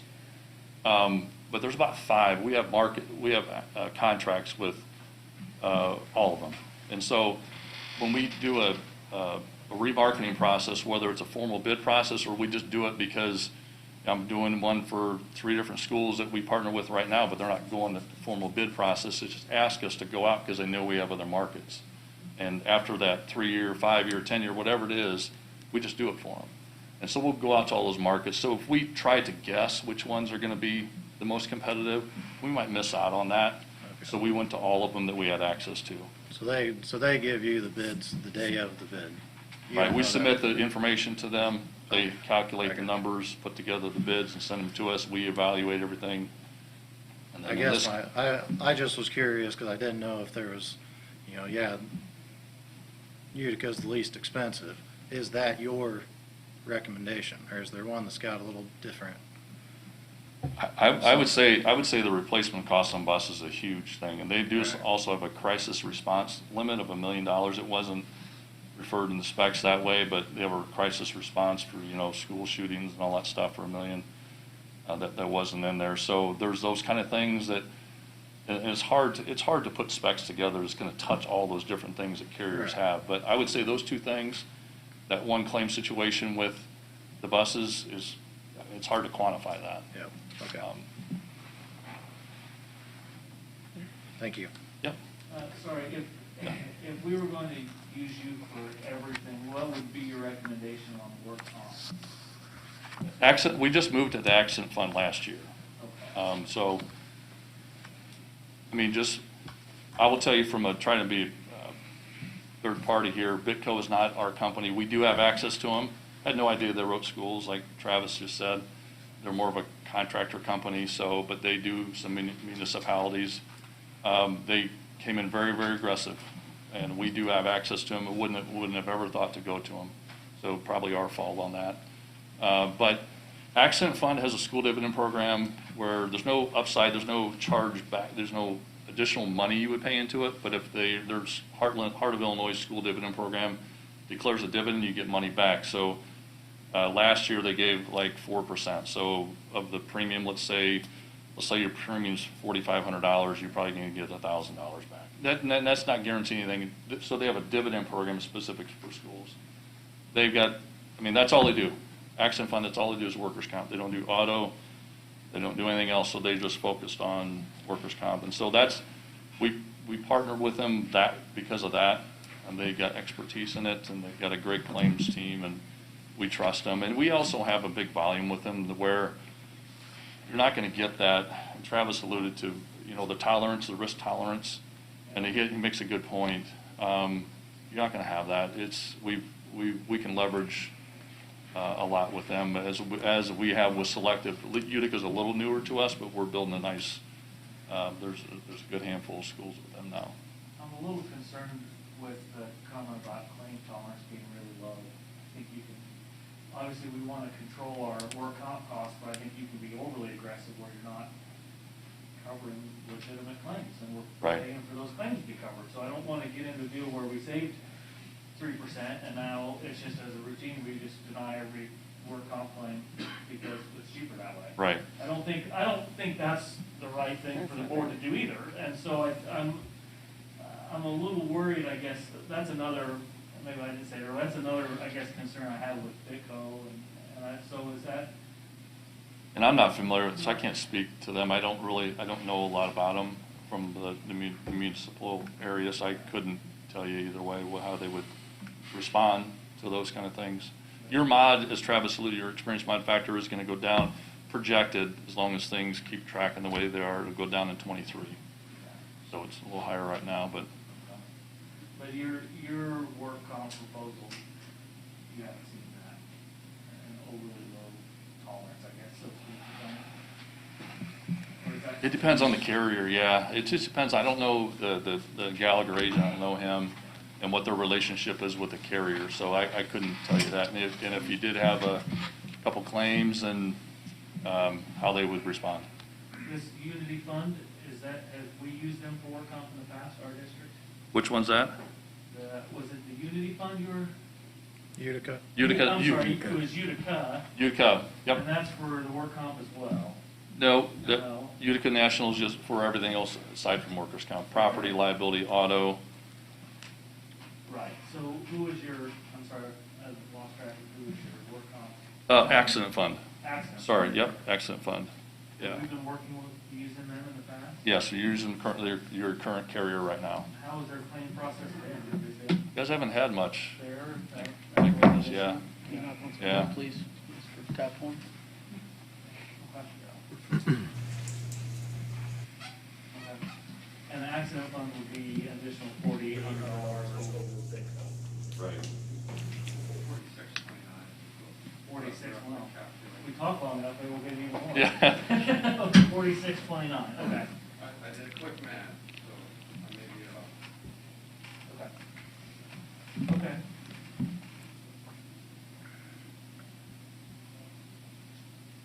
Any other questions? I know there's a lot, and we've taken up a lot of time tonight. Sorry about that.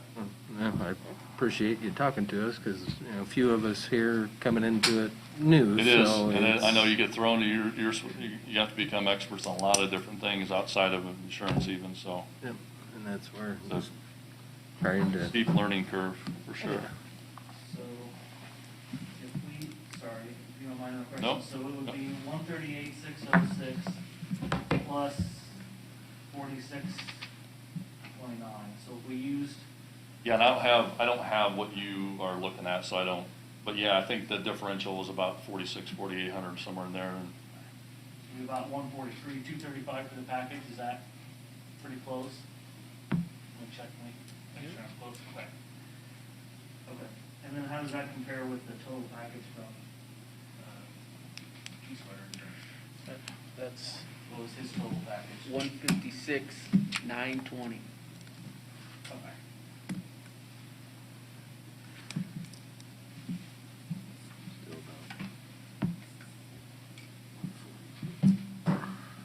I guess I'm still confused on the terrorism or not terrorism. Would you be you got it including that? now. So you'd be including it on the, Right, and the Utica's program, they don't have it's so low, they don't even give the option to take it out. So by law, we have to offer it. And some carriers will have the ability to take away terrorism out of it. But if there's a terrorist act deemed by the Department of the Treasury, it's over 20 million, et cetera, and I don't know if that's a current number now, but I was thinking that. if there's still fire coverage, you don't have terrorism. I wasn't Fire. seeing that. I was looking at our second column here, and it's got selective, and I was thinking that was the Utica. Okay, So that's where I yeah, was. and I again, was I don't have confused. Yeah. Because it says, it comes up to 148,000 with the, Okay. with the terrorism. That's where I was getting confused.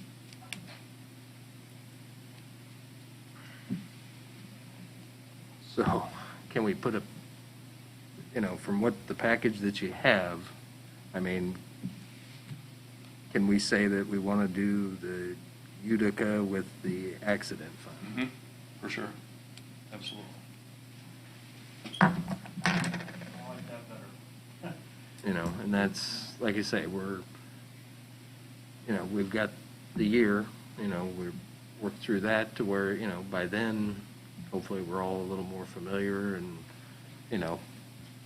can talk about it a little longer to where, that might be the route.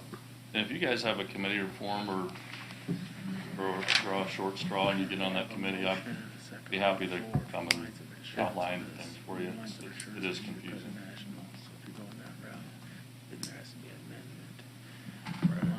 I'm gonna love you to too. I think I've already expressed that. I think it makes sense to do under for both or piece letter.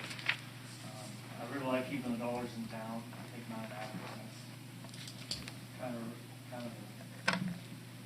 kind of a lot, especially when we've got somebody we've done business. I feel a little torn. I feel like if we're gonna stop doing business with somebody after 20 years, there should be a good reason. And I also feel like it's nice to keep the dollars in town. So I think there's arguments for either way. So in light of that, I'd probably default to the less expensive option.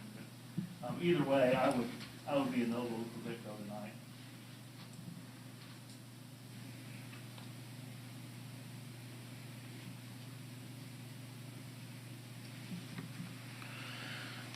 Well, if anybody's got objections, we need to have an amendment one way or another. Sure, real quick.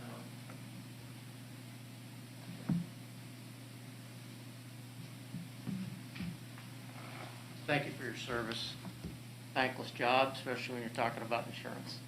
It's a complicated topic.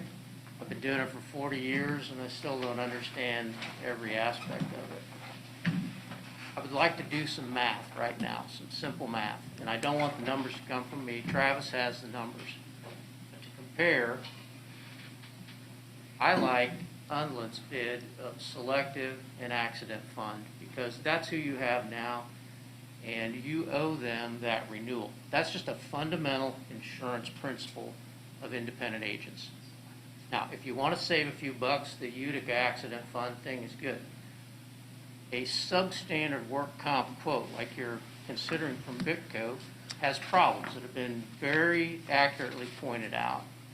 It's an irresponsible number. It's probably going to go up at the next renewal if you have any kind of claims activity. It's a fundamental insurance principle. That's your comparative number. Is what your current coverages are now, which is probably pointed out. I don't have that sheet either that you guys are looking at. And then the selective accident fund renewal. Those are the good numbers. You owe that renewal to selective and accident fund if they have provided you good coverage at a reasonable price for the past year, which by all measures, I think that's been done. Can we do the math? Can you point out, Travis, objective number for our pollution coverage and our accident policy? The total without those is 146,696. Now, we included them only because you can't subtract them out. So you're gonna spend those dollars. If you compare the Unland selective accident fund proposal with terrorism at 148,134 to our comparative number of 146,696, we're $1,438 lower on the package. You are going to have to spend the $156,920 if you choose our Prairie State product because that's the nature of the product. You're also getting pollution liability, which provides some coverages. Some big words here that you don't have this coverage now. Mold, Legionella, carbon monoxide, lead in the drinking water, pesticides, applicable chemistry lab accidents. You do not have that coverage now. It would be included in our 156,920.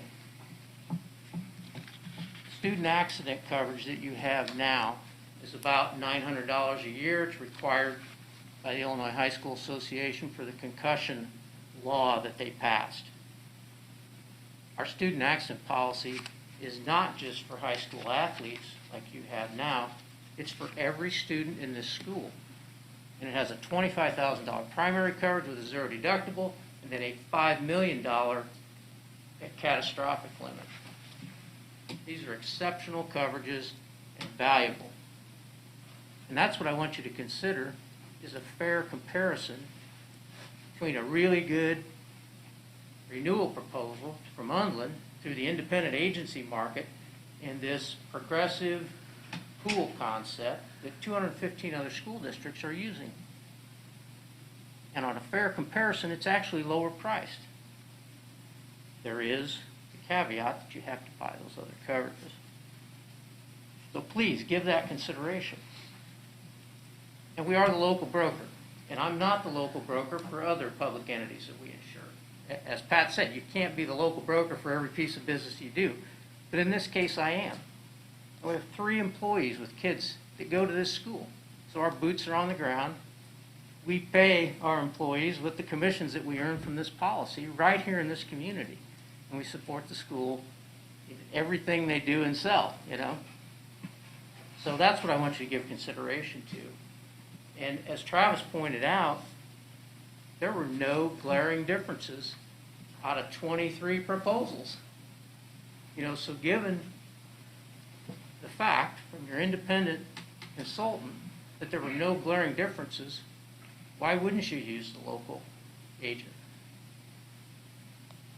And I think you have 2 very good choices here, and you can't go wrong with either one of them. But given all things equal, I would ask you to use the local broker. I'd be glad to answer any questions you've got. Like Pat said, this takes a lot of work to get to this point.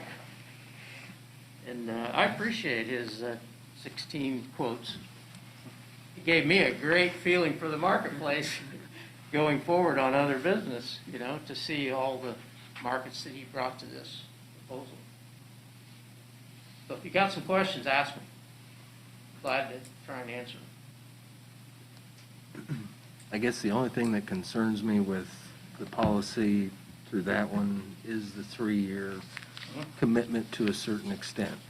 You know, I understand every 3 years is the time to do it, but what I'm concerned about is not having an option throughout that time, you know, because with anything, I believe that, you know, like I said, knock on wood, hopefully nothing's ever going to happen. We're going to have some, you know, if we have some claims, that adjustability of those claims is kind of what worries me.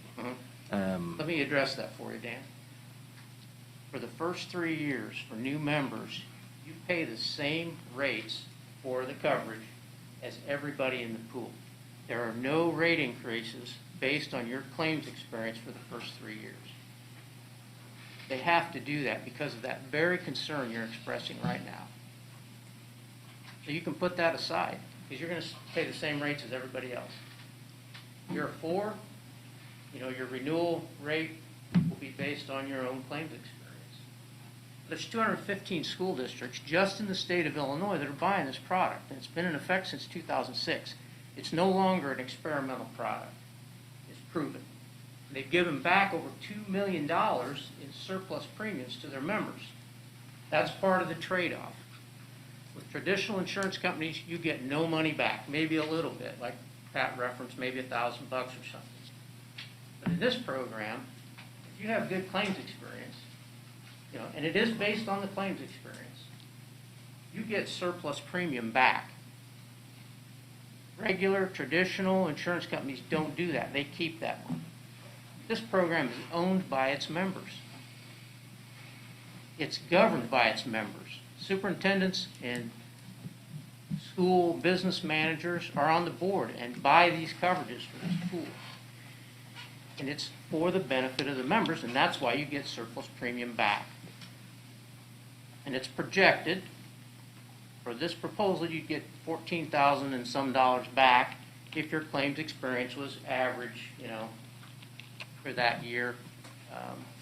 And it's just a projection. There's no guarantee. There is no guarantee with any dividend or return of surplus. Yes? So are you saying that your premium is locked for 3 years? There's different ways to say that. You will pay the same rates as everybody in the pool. Your renewal premium for the second and third year will not be based on your claims experience here in this district. It'll be the same rate everybody else pays. So when you say locked, if it's 1,000 now, locked to me means it'll be 1,000 and 1,000. Maybe everybody in the pool pays 1,100 the second year, Okay. 900 the third year, 1,200 the third year, whatever. But you're going to pay what everybody else does. So you could have some catastrophic losses these first 3 years. It's not going to affect your premium. Okay. No, I just, Yeah.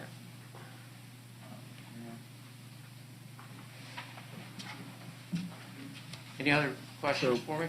Well, I guess okay, so we're in with the pool and they've got a higher rate of claims. Mhm. Is that absorbed Mhm. by everybody? Yes. So, some schools have bad years.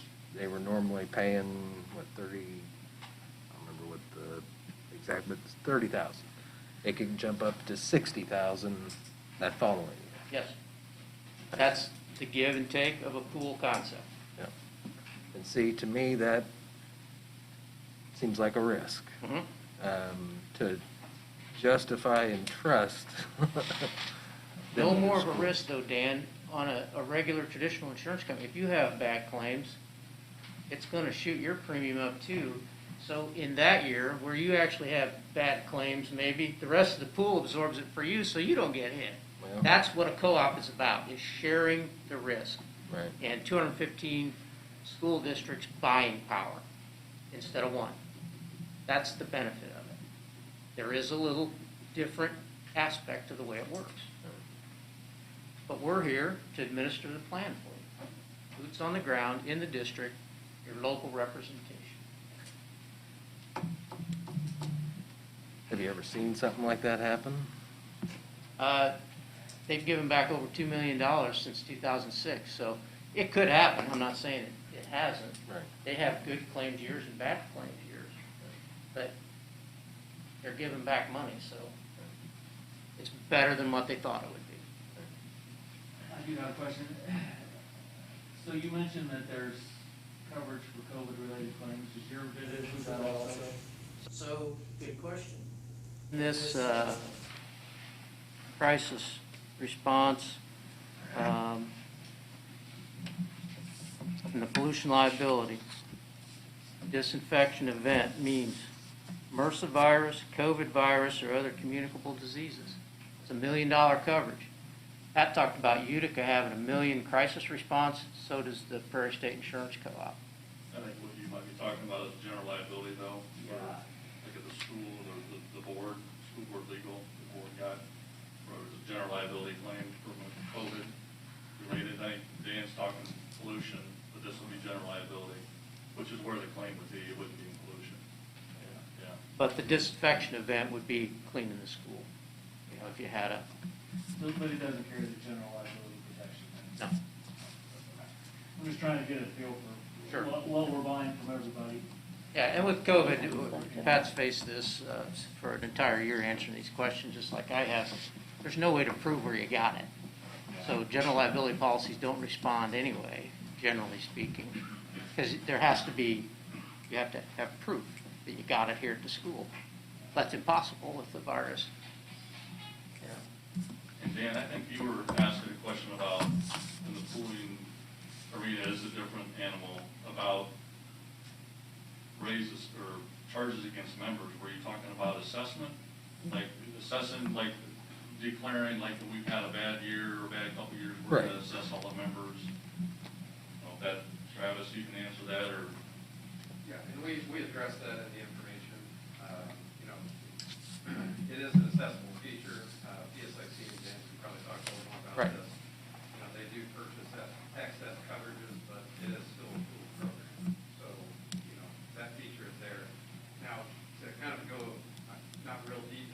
spreadsheets on this, but PSIC operates on a debit credit mod.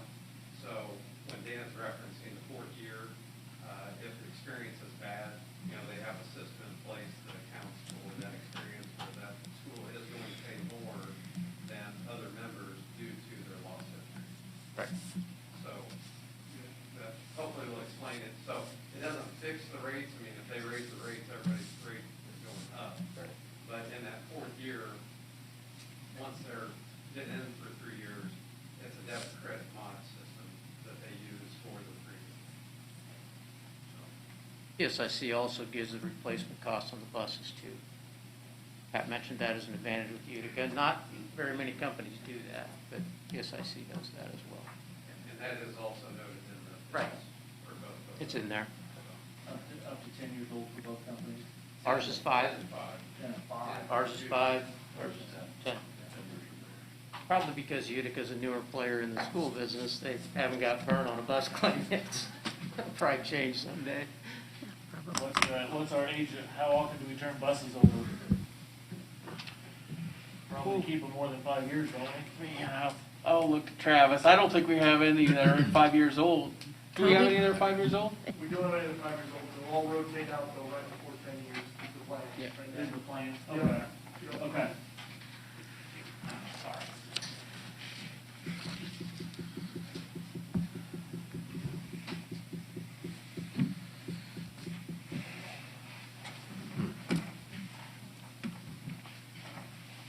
Thanks, Dan. Okay. Can't think of any more questions. Well, do we have any amendments? Amendment motions? Or what's everybody's thought? I guess. Because we want to go with something other than our motion, we're going to have to amend it. So if we want to go with Dan, or if we want to go with Pat with both of them, we need to make some amendments.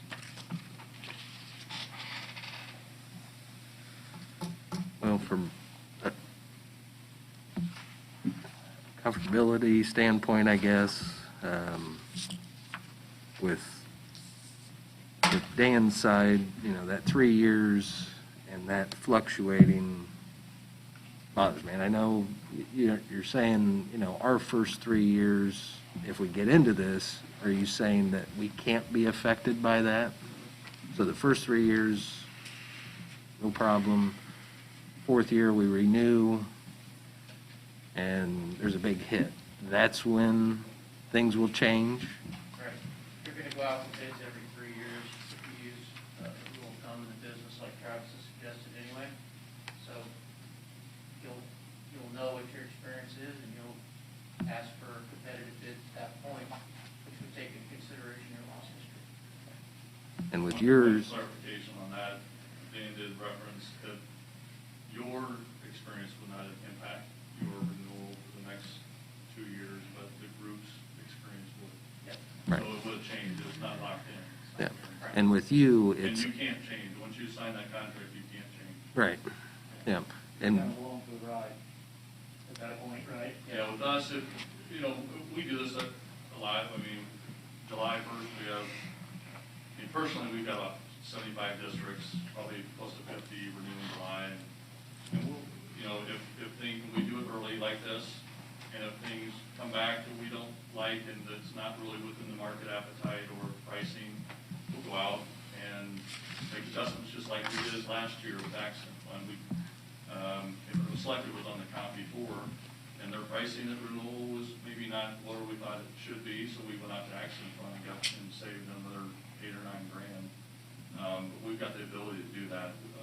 We can react pretty nimbly on that. We're not just going to sit back and let it ride for 3 years.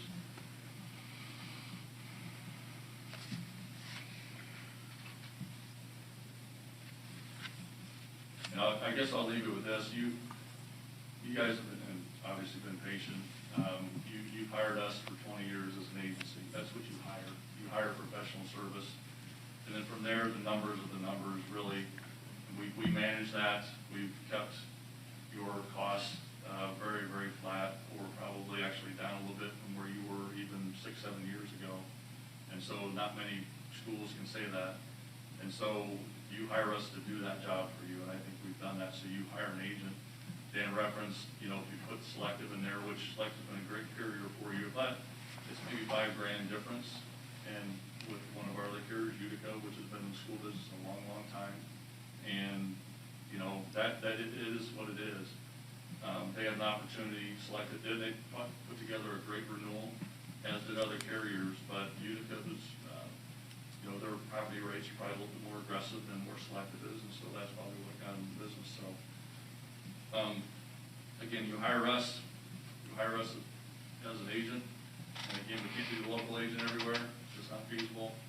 We do have local ties, not as much as Dan does, but you're basing your district decisions on coverage for the district, and you need to align yourself with people that do that on a regular basis.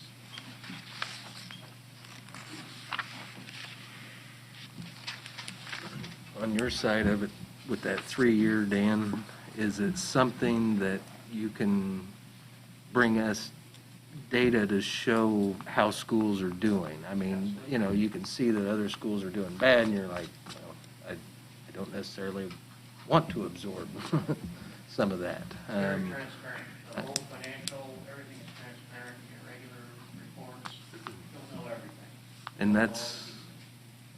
And so from my standpoint, it's not that I don't necessarily want to go with you this time, but I think for a comfort level for where I'm at, on my perspective, is maybe going with Unland again, and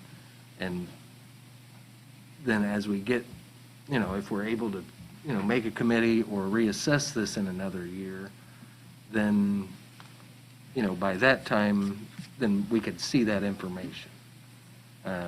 You know, I feel like we're kind of on a, not necessarily a time crunch here, but, you know, for the work that's been put into it and what's done, you know, I hate to make a 3-year commitment at this point, as far as my comfort level.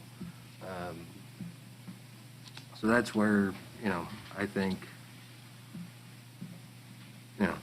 maybe going back to the original package, or sticking with the Utica and going with the accidental fund. But I don't know how you guys feel about doing that, or getting, you know, in the future to see, you know, where we'd be at. Or if you guys are comfortable with the 3-year commitment. I think that's maybe one of the big things, you know, I mean. I agree. At least for me. You know, I like to have a little bit of flexibility there, just being new enough that, you know, it gives some time to know what's going on over the next year or two. But I don't know if you guys would want to talk about it more, or if we should. I understand not wanting to, I don't want to do this every year either, though, so. Yep. And Travis. No truer words have been spoken tonight, Mr. Moore. You know, normally, I guess, would we wait 3 years no matter what? I mean, whether we went with Unland. We have a plan, right, that we kind of. You've contracted with Bushu HR for 3 years to help oversee this on behalf of the district as a unbiased professional in the industry. So they're with us overlooking things for 3 years, regardless of what decisions they make. Right.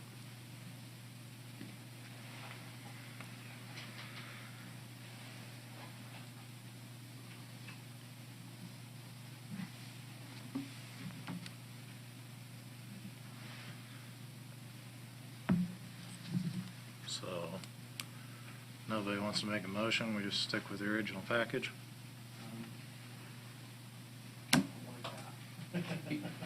You don't like that? Your current motion and second is the approval of Utica National for your package and Bitco for your workers' comp. in the amount of $138,606. So we need an amendment if we want to change, right? Yes. I would offer an amendment that we stick with Utica and Unwin Company for the package and switch to accident funds through Unwin for our work comp. Okay. If I was to advise on a number, I believe the number is $143,235 for what you're proposing. Yes. But I'd ask for a number not to exceed 145, just in case my little math off of the edge is off a little bit. Yeah, so I'll put for a cost not to exceed $145,000. Correct.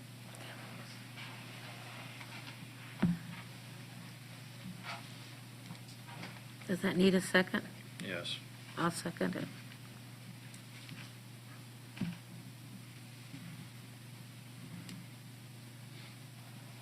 Any discussion? I just have one thing to say. I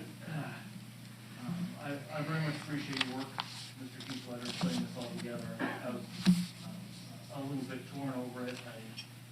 Certainly being in the district weighed a lot, and I think that's important. But I think that in this case, when we have, at least in my mind, I'm weighing two things. One is, on the one hand, we have somebody we've done business with for 20 years, and on the other hand, we have somebody who's in district, and both of those weigh on my mind, and I think that the deciding factor for me was just the overall cost. That's where I'm coming from in supporting this amendment.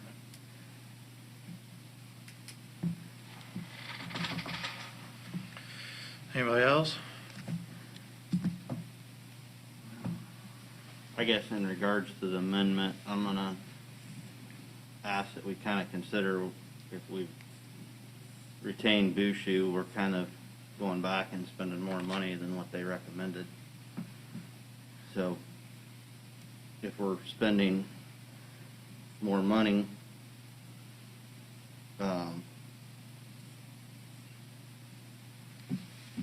versus looking at our most cost effective, I kind of like the original package versus what's on the amendment.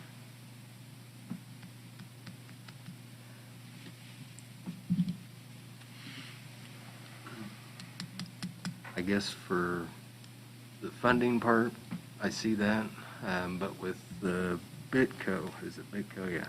With the Bitco, I guess some of they were a little stricter with claims. Is that how the Bitco? That's assumption, that's probably assumption. I'm making the assumption based on the premium and how aggressive they were. Okay. What we do in the insurance world is we look at what's called the manual premium, so if you're favorable, times your rates, and then factor in your mod. So the scheduled credits are very high, which, always given us an indication that, Pine College is, gonna do well. But again, just making that assumption. Yeah. So I think maybe that's where we were coming from by going to the other amendment. I understand that. We're still saving money by doing the process. We were at 152,500 last year. So if we want to bid it, we'd be around there, slight increase, I'd imagine, right? What was the question? Last year we were at 152,000, so I assume we'd be there or a slight increase if we hadn't bid it. Probably right there, yeah. I mean, assumption. Yeah. Yep. So we're still saving money by bidding it and hiring Bushu.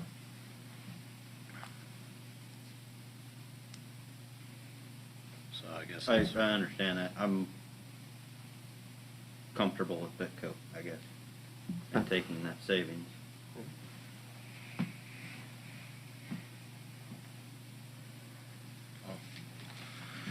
no more discussion, we'll vote on the amendment. Roll call on the amendment. Gorsuch. Yes. I'm sorry. Yes. Yes. Mar. No. Slack. Yes. Lanier. No. Peppermint. Yes. Farley. Yes. Motion carries 4-2.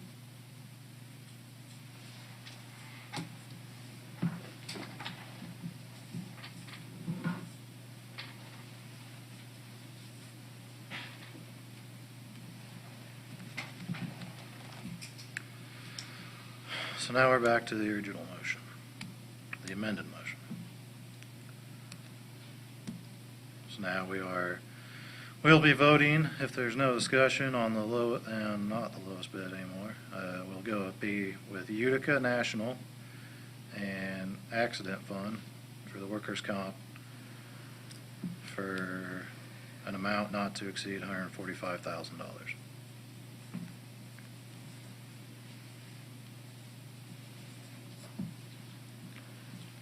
Roll call.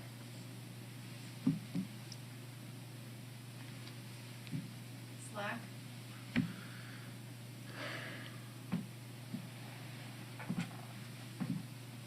Yes. Lanier, No. Peppermint, Yes. Farley, Yes. Gorsuch, Yes. Mar. No. Motion carries 4-2.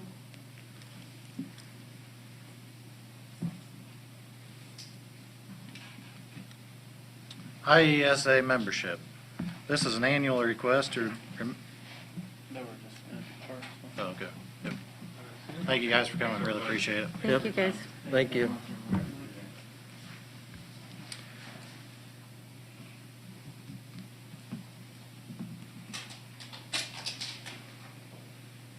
Thanks, Dean.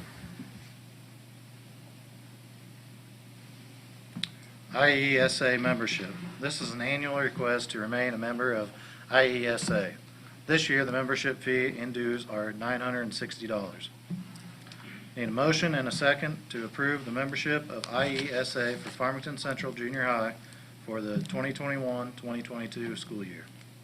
So moved. Second. I'm sorry, who made that?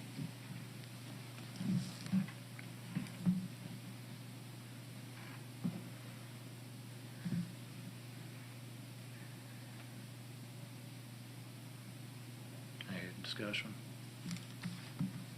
Mm-mm. Roll call. Lanier, Yes. Peppermint, Yes. Farley, Yes. Gorsuch, Yes. Mar, Yes. Slack. Yes. Motion carries 6-0. IHSA membership.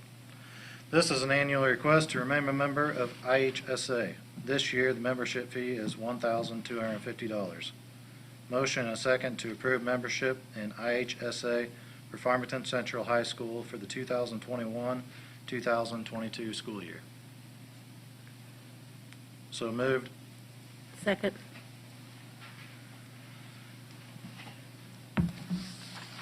So Zach pointed out earlier that didn't used to be a membership due, right? And now there is. They're on hard times right now. All right, roll call. Peppermint, Yes. Farley, Yes. Gorsuch, Yes. Mar, Yes. Slack, Yes. Lanier, Yes. 6-0. Motion carries. Transfer of donation to the Farmington Academic Foundation. The Don and Amber Lurcher Family Trust wish to ensure the fund-supported education within our community. The Academic Foundation has graciously facilitated the generosity of many of our students as they continue on in their academic endeavors. Representation from the Family Trust met with administration and confirmed that with the Academic Foundation that it would be able to manage the $20,000 to ensure opportunities for our students. Motion and second to approve the transfer of the $20,000 donation from the Don and Amber Lurcher Family Trust to the Farmington Academic Foundation. So moved. Second. Who made the second? I did. Travis.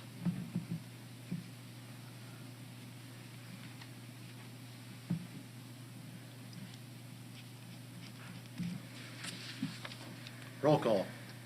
Farley, Yes. Gorsuch, Yes. Mar, Yes. Slack, Yes. Lanier, Yes. Pepperman, Yes. 6-0. Motion carries. Surplus technology. The technology department has identified 651 items as being beyond their useful life for the district purposes. Before you is a spreadsheet of items to be declared surplus. Motion and second to approve declaring as surplus the technology items as presented. So moved. Second. Roll call? Gorsuch, Yes. Moore, Yes. Slack, Yes. Lanier, Yes. Pepperman, Yes. Raleigh, Yes. 6-0. Motion carries.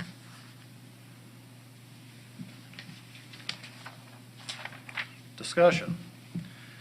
IASB Code of Ethics Number 5.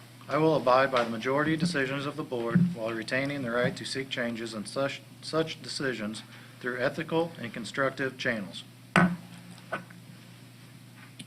Committee reports.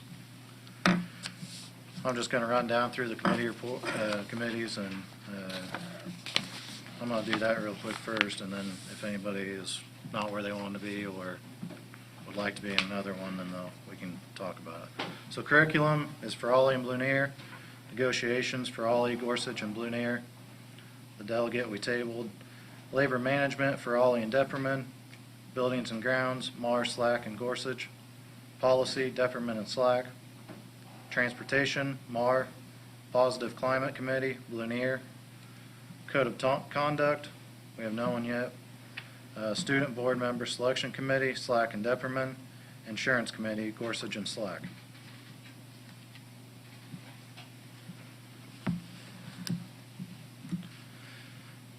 Anybody have any changes? Everybody good with that? So far. I'm going to pull myself off the insurance committee.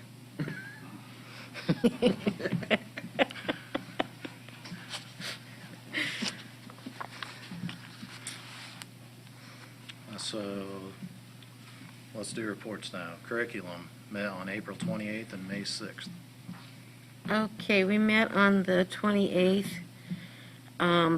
We discussed Teach Better, which is just basically an online academy for professional development for the teachers. Then there was a professional development survey that ran over, and basically Dr. Chatterton told us that state curriculum update, that changes are coming, and there's probably not going to be a lot of notice for some of them. Some of them will have a few years to do some, and some things may be implemented this fall, but right now we don't know what that's going to be. And then we met on May 6th, and we discussed the MAP results. And it was very interesting to listen to the different teachers talk about the RTI scores and how it predicates with the standard deviation and all that stuff, and explain it to us, which when you get a report, you've got to look at it. I forgot all about it, a lot of that from being a teacher. It brought back memories. But they talked about how they used those scores and what they did, and we're going to do more with that when all the spring scores are in. Labor management.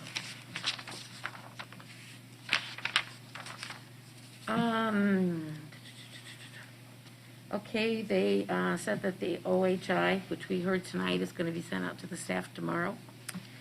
Insurance update, that was for the health insurance, and Dr. Chatterton informed them that he forwards the information after the co-op meets, so that they know as much as he knows, the union, and what's going on. There's some discussion on summer school and COVID funds, and it's just basic stuff. And then there's discussion about teacher movement and open positions and the remote learning. And then there was discussion on the exemplary attendance award or that they get. And that has to do with that and the COVID shots and how that is going to be approached, which I think we have that in our reading. So Okay. that was pretty much it, wasn't it, Dr. Chatterton? There was something that Mr. Vallis said at the end that caused us all to want to adjourn the meeting. I don't remember what it was. It's probably not noteworthy for the full meeting, but I remember he said something and we decided that it's best we end it there. I accidentally extended the meeting with a question. I didn't get the question down. so- It was a cordial meeting. I just remember a humorous ending, to be perfectly honest. That's all. I was probably too busy laughing to write it Yeah. down. Okay, student fees. During this particular difficult time, it is important to be as frugal as possible in our fee structure. We still have a very hard time getting everyone to pay, even with the incentives we have in place and payment plan options we allow.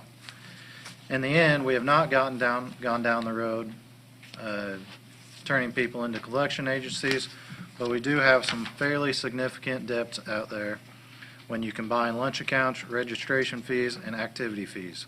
The school will continue to be empathetic and work with families, but we still need families to honor their obligations in this coming year. We've talked about this 3 months now, I think. So basically, we're looking for, you guys that are new, we're looking for any ideas to how we, They've talked to people and talked about setting up plans and stuff, and we still have this. Maybe with the threat of a collection agency, somebody would be more serious and talk about plans. I mean, you're giving them an option before you do it to set up a plan. It's not like you're just gonna, we're just gonna turn all these over. Have they physically been called or more just Yes. letters sent out? Well, in previous years, I can tell you that multiple calls along with multiple mailings and emails and all of the reasonable attempts have been made on a very personal level, because sometimes it gets awkward, when people have obligations, financial obligations, and if you just lend an empathetic ear and work out some sort of payment plan of some kind. Some sort of. But those have not occurred this year. We've just left people alone. But in previous years, but also we've had additional fees accumulate this year because we've left people alone, and it's becoming a noticeable number. It's a substantial amount, isn't it? Yeah, so I would really like to have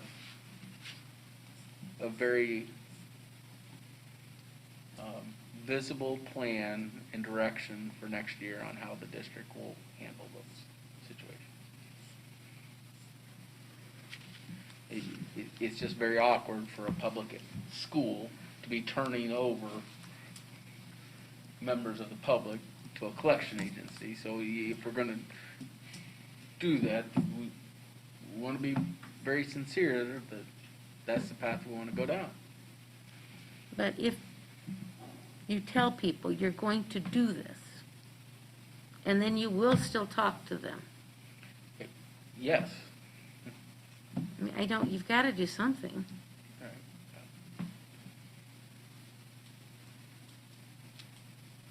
Do you mean by, like, if they did get turned to the collection agency and they came back to the school and said, all right, is there a way I can settle this through the school, or does it automatically, once it's there, it's through them? once it's there, right? Correct. Yes. There's really kind of no turning back once you've turned it over to collections. Right. They get paid off of their collection. Right. Is there an in-house avenue we can go down? Yeah. In previous months, the discussion was, yes, that you limit students' access to such things as parking lot passes, access to dances, participation in extracurriculars, all those things. But the child feels those direct impacts, and it's not always the child's financial dilemma that has arrived at that. It's a tough way, either way you look at it.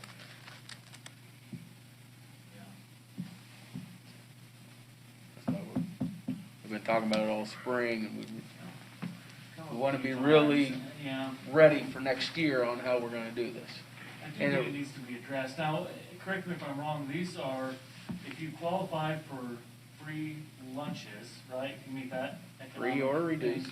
then you have free or reduced Yep. of these other fees, right? Yep. So our most economically challenged families aren't put in that position, right?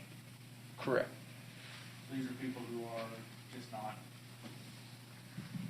paying what's due, essentially, right? Correct. Yeah. You pretty much only got one choice, so that's, I mean, I don't wanna punish kids because their parents won't pay their fees.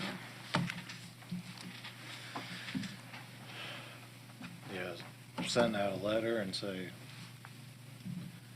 hey, Yeah, I think you gotta at least try again, let This everybody is- know, this this is what's is gonna getting happen if serious. you don't.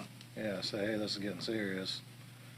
You've got a month, something like that, and then we're gonna be talking to collection agency.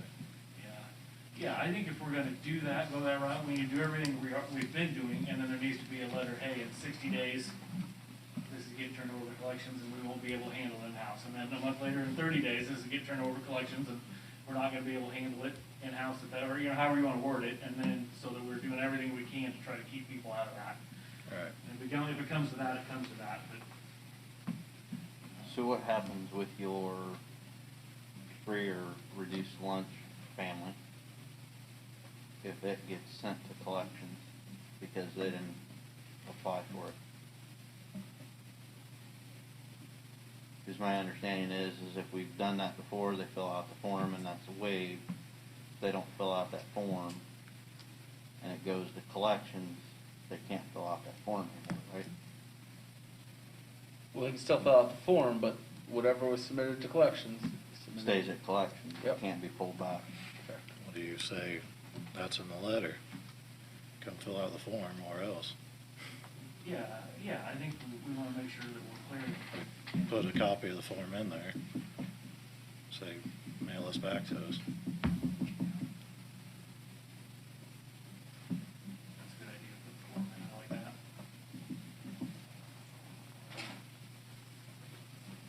Okay. Free and reduced app included in notice of turning into collection with advance notice. But if I kind of put a little timeline together and I'll bring it back to you this summer. Probably next month, get that done. Just, kind of a rough monthly timeline. August, the registration goes out, and then in September, and then I'll propose I'll have a little timeline. How do we prepare for when that hits collections, the Backlash. outcry and the backlash? Because it's not gonna be the economic hardship people, it's gonna be the people that ignored it. Yeah, that's why we're talking about it now.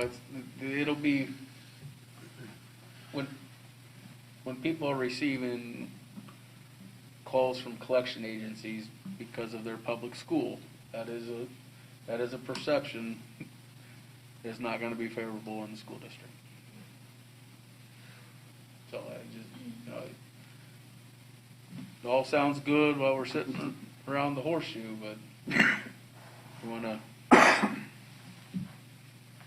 that they don't go away.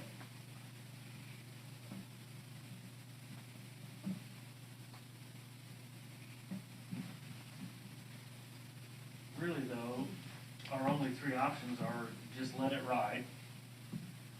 Whoever doesn't pay, or we do collections, or we remove privileges from students. Are there any other, those are basically our three options, right? I don't know what else, we can't remove privileges from the adults. Right? So, is there any other avenues we have here? Not that we've come up with. Now, is there like any kind of way to do like a monthly statement with them? To where, kind of like a credit card bill, you're gonna get this monthly statement and, the minimum payment's $25. mean, is there We anything have like that? done every avenue of repayment, reduction. There's been many, many strategies on that, Yeah. along that time, that thought process.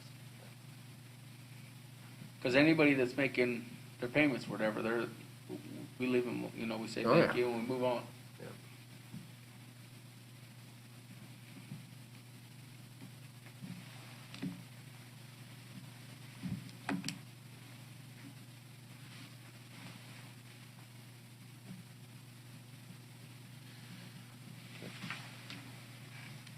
Strategic planning.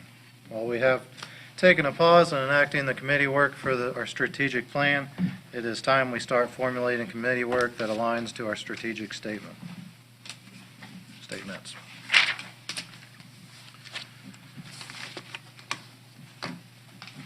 You want to talk about this? I shouldn't say we. I tabled this for the last several months just because I knew that there was going to, the board elections were coming up. I felt like staff was really at a threshold of tolerance that one more thing may not yield the kind of input that we would want and commitment. But we really got to get the strategic plan enacted for next year. We got to get going on it. So the strategic statements are attract and retain excellent staff, and engage in meaningful and effective communication, provide technology necessary to achieve our mission, promote a healthy, safe, positive learning environment for all students and staff, provide facilities that are consistent with the needs of our mission, and advance curriculum to harvest excellence. So I kind of put some columns like, to me, the advancement of curriculum to harvest excellence really fits in line with the Curriculum Council. That's where they work. Whereas providing facilities, that's really part of the Buildings and Grounds Committee. But that's just me thinking out loud. They attract and retain excellent staff, and promote a positive learning environment kind of goes along with what Mr. Vallis was talking about the organizational health. So, maybe we should expand upon what we already have, like the organizational health. I know that Mr. Vallis oversees each one of the buildings, committees and what's going on with those, but maybe, a little oversight and activity at the district level along with Mr. Vallis might help in those two areas, and a little bit more like quarterly or, semi-annually reporting back to the board on those specific statements. This is just for discussion. Does anybody have any thoughts on what you'd like to see? The technology, I really feel, besides the professional development and the training on it, we've really come light years in the acquisition of technology and the integration of it. It's one thing about the pandemic. It's forced everyone to have more technology. So that kind of goes along with the professional development side of things, which may fall back into the Curriculum Council.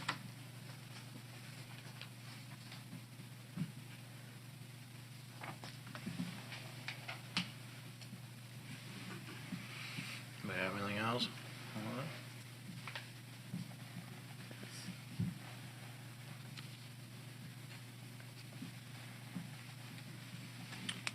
Budgeting for the fiscal year 21 and fiscal year 22.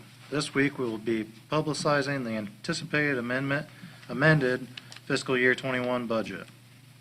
While it will be more favorable than what was adopted in the fall, the future is much more bleak. The early property taxes monies that come in June will not come in for two of our three counties. One of the counties is only requiring partial payment for the early installment, with the other portion not coming until after August. Along with that, the sales tax revenues are on hold, and it is reasonable to assume a 50% drop in those funds next year. Additionally, the state of Illinois is in very bad shape financially. While we do not want to operate on speculative statements that are floating around, it is very logical to look around and see that there is less money coming into the state, so state-dependent programs such as public education will be impacted regardless of how important they are to our communities. We will be conservative in our expected revenues and be as conscientious in our expenditures in the coming year.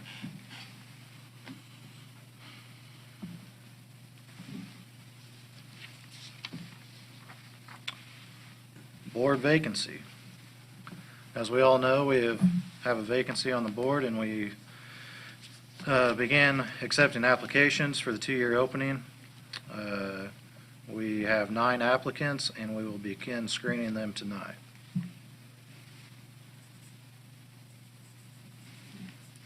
Foreign exchange program. Mr. McMillan will share a few highlights of a potential opportunity for the Farmington Central High School.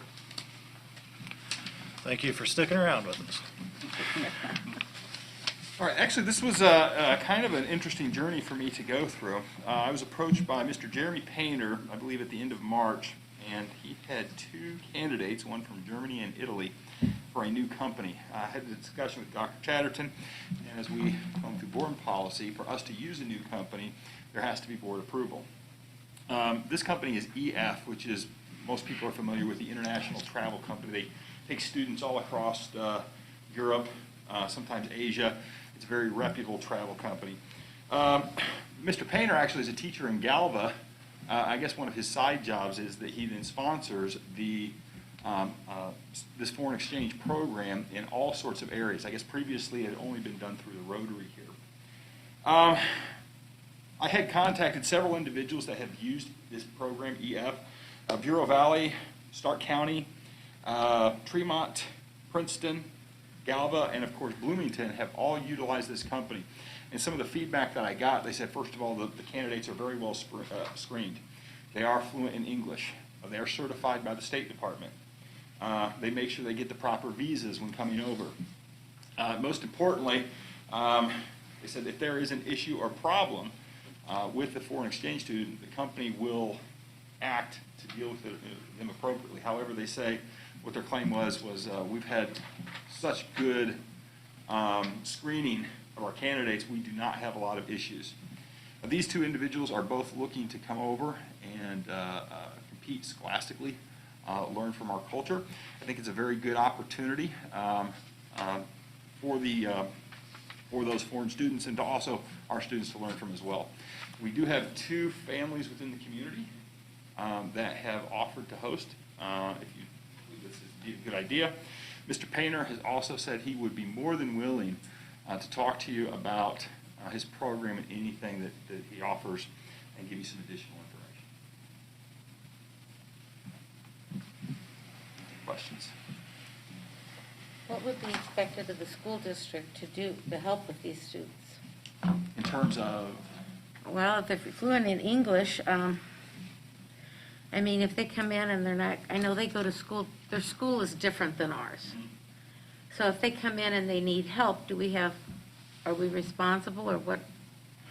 Well, from what I gathered, first of all, that has not been an issue. They have a rating, an English rating scale. And I guess it's through 1 through 10 is how they rate the candidates.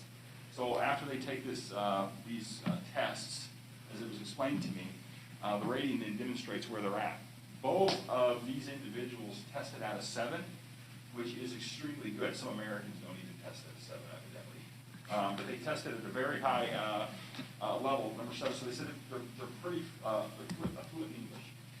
If they're not, well, obviously there would be some work on our part. That's absolutely right to risk. But I guess what we're trusting is the screening process with this. I will tell you, I have reviewed both files. I can't share it here. But there seem to be no red flags when I briefly reviewed what the students had, what the students were potentially offered the district. I guess the good aspect of this and the potential behind this is for our students in a very homogeneous community to perhaps experience the culture that they would not perhaps otherwise be exposed to.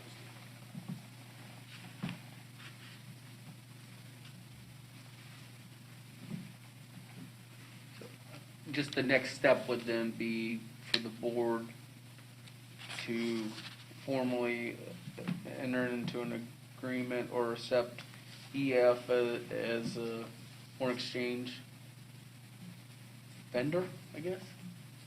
Correct. Okay. There was some language in there that explained it. Yes. Okay. What would be the cost for the district? Nothing. From what I gather, the host family takes care of that. I guess no additional cost other than perhaps we are providing, the taxpayers of the district will be providing the Chromebooks. We provide resources and materials. So other than the resources that we would provide, and of course, space in the classroom, I don't have a number of what that would look like, but that's your instructional costs. Basically, that's what that would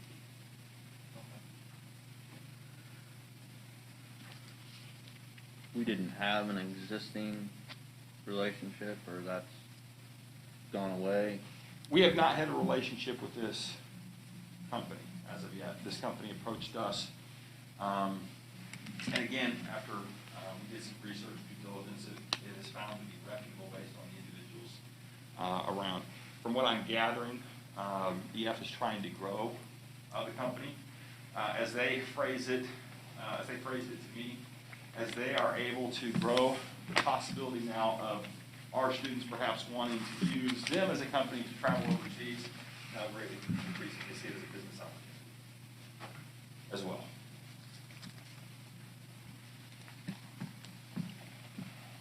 Did we not already have an agreement with another company, I think is what you're... The only place we have used, to my knowledge, is the Rotary. Sometimes the candidates will come through the Rotary. They have not recommended a candidate. And sometime I can tell you, I had another individual out of district, did not live in ours, actually request and say, hey, if they come to our district, can we go to Farmington? We said, well, first of all, here's our board policy. Second, you would have to pay tuition. Right. There'd be question of athletics. That conversation actually quickly came to an end at that point in time. But in this particular case, we have two individuals within district that have already have tentative agreements pending your approval to take these in. Great. Take these students in.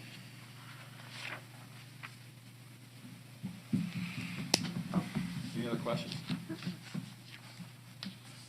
How long has it been since we've had a foreign exchange student in the district? We have not had one since I've been here.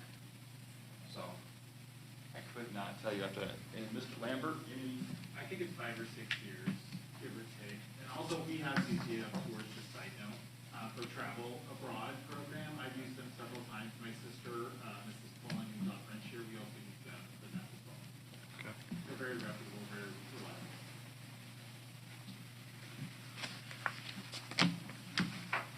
Any other questions? Sounds good. Thank you. Thank you. Closed session for the purpose of student discipline, collective negotiating matters between the public body and its employees or representatives, discussing whether a particular parcel should be acquired, and a board vacancy in personnel.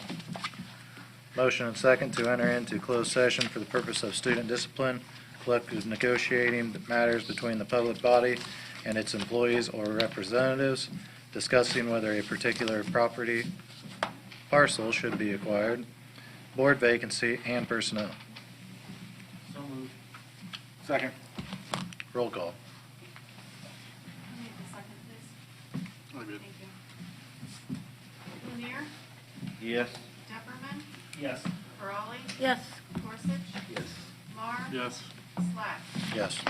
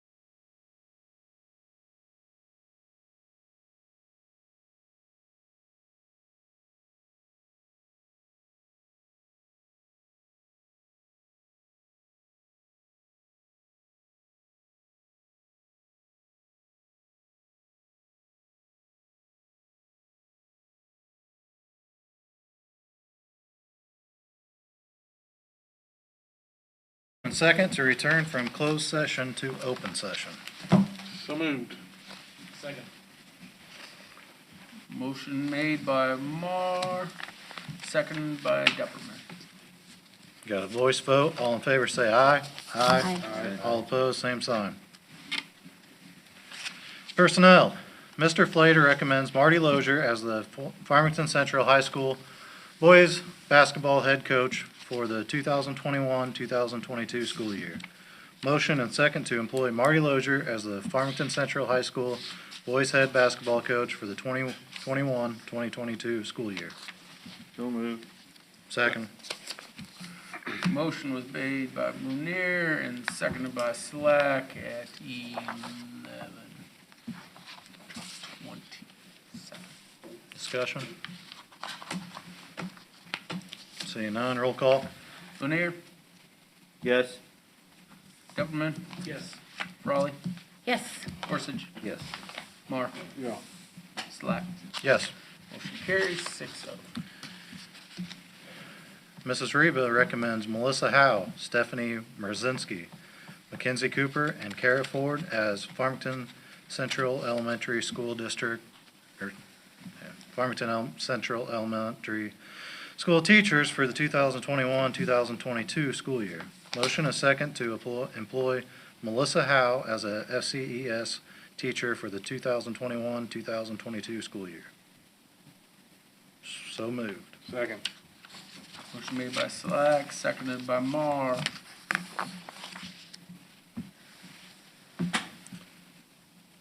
No discussion, roll call. Depperman, Yes. Raleigh, Yes. Gorsuch, Yes. Mar, Yes. Slack, Yes. Munier. Yes. At 11:28 PM, carries 6-0. Motion and second to employ Stephanie Mrzinski as a FCES teacher for the 2021-2022 school year. So moved. Second. I got Munier with the motion, and we'll go with Depperman for the second. Roll call. Raleigh, Yes. Gorsuch, Yes. Mar, Yes. Slack, Yes. Munier, Yes. Depperman. Yes. Motion carries 6-0 at 11:29 PM. Motion and second to employ Mackenzie Cooper as FCES teacher for the 2021-2022 school year. So moved. Second. Mar with the motion, Slack with the second. Roll call. Gorsuch, Yes. Mar, Yes. Slack, Yes. Munier, Yes. Depperman, Yes. Raleigh. Yes. Motion carries 6-0 at 11:30 PM. Motion and second to employ Kara Ford as FCES teacher for the 2021-2022 school year. So moved. Second. Slack with the motion, Mar with the second. Roll call. Mar, Yes. Slack, Yes. Munier, Yes. Depperman, Yes. Raleigh, Yes. Gorsuch. Yes. At 11:30 PM still, motion carries 6-0. Mrs. Reba recommends Melissa Melton transferring from playground supervisor to student facilitator assigned to FCES for the 2021-2022 school year. Motion and second to transfer Melissa Melton to student facilitator assigned to FCES for the 2021-2022 school year. So moved. Second. I got Depperman with the motion, and I believe Gorsuch slipped in with the second. Heard first. Roll call. Slack, Yes.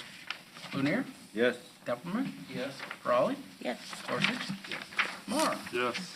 11:31 PM, carries 6-0.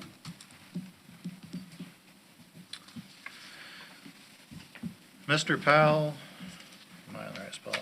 Yep. That's what I got. Mr. Powell recommends Deb Uraz Annabelle Easley, Jessamine Britt, and Sam Fletcher as temporary technology assistants for the summer to assist the technology department with summer maintenance. Motion and second to employ Deb Uraz as temporary technology assistant for the 2021 summer. Second. Gorsuch with the motion, Mar with the second. Roll call. Lanier? Yes. Pepperman? Yes. Frawley? Yes. Gorsuch? Yes. Mar? Yes. Slack? Yes. 11:32 PM, carries 6-0. Motion and second to employ Annabelle Easley as temporary technology assistant for the 2021 summer. So moved. Second. Pepperman with the motion, Slack with the second. Roll call. Pepperman? Yes. Frawley? Yes. Gorsuch? Yes. Mar? Yes. Slack? Yes. Lanier? Yes. Motion carries 6-0 at, still at 11:32. Motion and second to employ Jessamine Britt as temporary technology assistant for the 2021 summer. So moved. Second. I got Lanier with the motion, Frawley with the second. Roll call. Frawley? Yes. Gorsuch? Yes. Mar? Yes. Slack? Yes. Lanier? Yes. Pepperman? Yes. At 11:33 PM, motion carries 6-0. Motion and second to employ Sam Fletcher as temporary technology assistant for the 2021 summer. So moved. Second. Got the motion by Frawley, the second by Pepperman. Roll call. Gorsuch? Yes. Mar? Yes. Slack? Yes. Lanier? Yes. Pepperman? Yes. Frawley? Yes. Motion carries 6-0. Mr. McMillan recommends Dale Horn as a part-time Farmington Central High School health teacher and Nate Schroeder as a math teacher for the 2021-2022 school year. Motion and second to employ Dale Horn as part-time Farmington Central High School health teacher for the 2021-2022 school year. So moved. Second. Got the motion by Frawley, the second by Slack. Roll call. Mar? Yes. Slack? Yes. Lanier? Yes. Pepperman? Yes. Frawley? Yes. Gorsuch? Yes. 6-0 passes, 11:35 PM.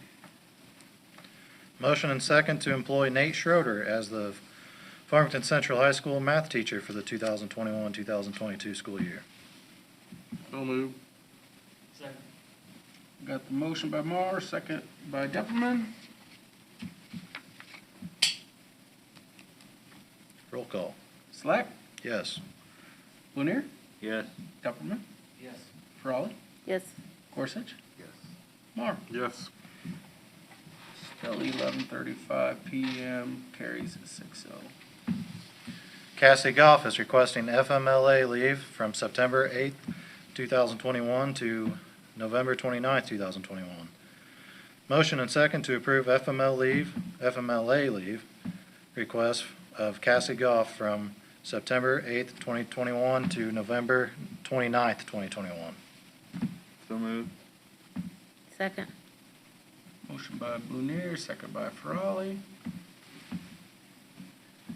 Roll call. Lanier? Yes. Pepperman? Yes. Frawley? Yes. Gorsuch? Yes. Mar? Yes. Slack? Yes. 11:37 PM, carries 6-0. Mr. Flater recommends Jacob Jennings as a wrestling volunteer for this school year. Motion and second to approve Jacob Jennings as wrestling volunteer for the 2020-2021 school year. So moved. Second. Frawley with the motion, Mar with the second. Roll call. Pepperman? Yes. Frawley? Yes. Gorsuch? Yes. Mar? Yes. Slack? Yes. Lunier. Yes. 11:38 PM, carries 6-0. The board also acknowledges the resignations of Haley Norris and Gina Menard as Farmington Central Elementary School teachers, Cherie Young and Amy Stevens as Farmington Central Junior High teachers, Marlee Theobar and Amanda Wilkinson as Farmington Central High School teachers, all at the end of the current school year. Matthew Swearingen as freshman boys basketball coach effective April 19th, and Brandon Ashley as Farmington Central Junior High assistant baseball coach effective immediately. Need a motion and a second to adjourn. So moved. I'll second it. Righty, then I got Lunier with the motion, Duffman with the second.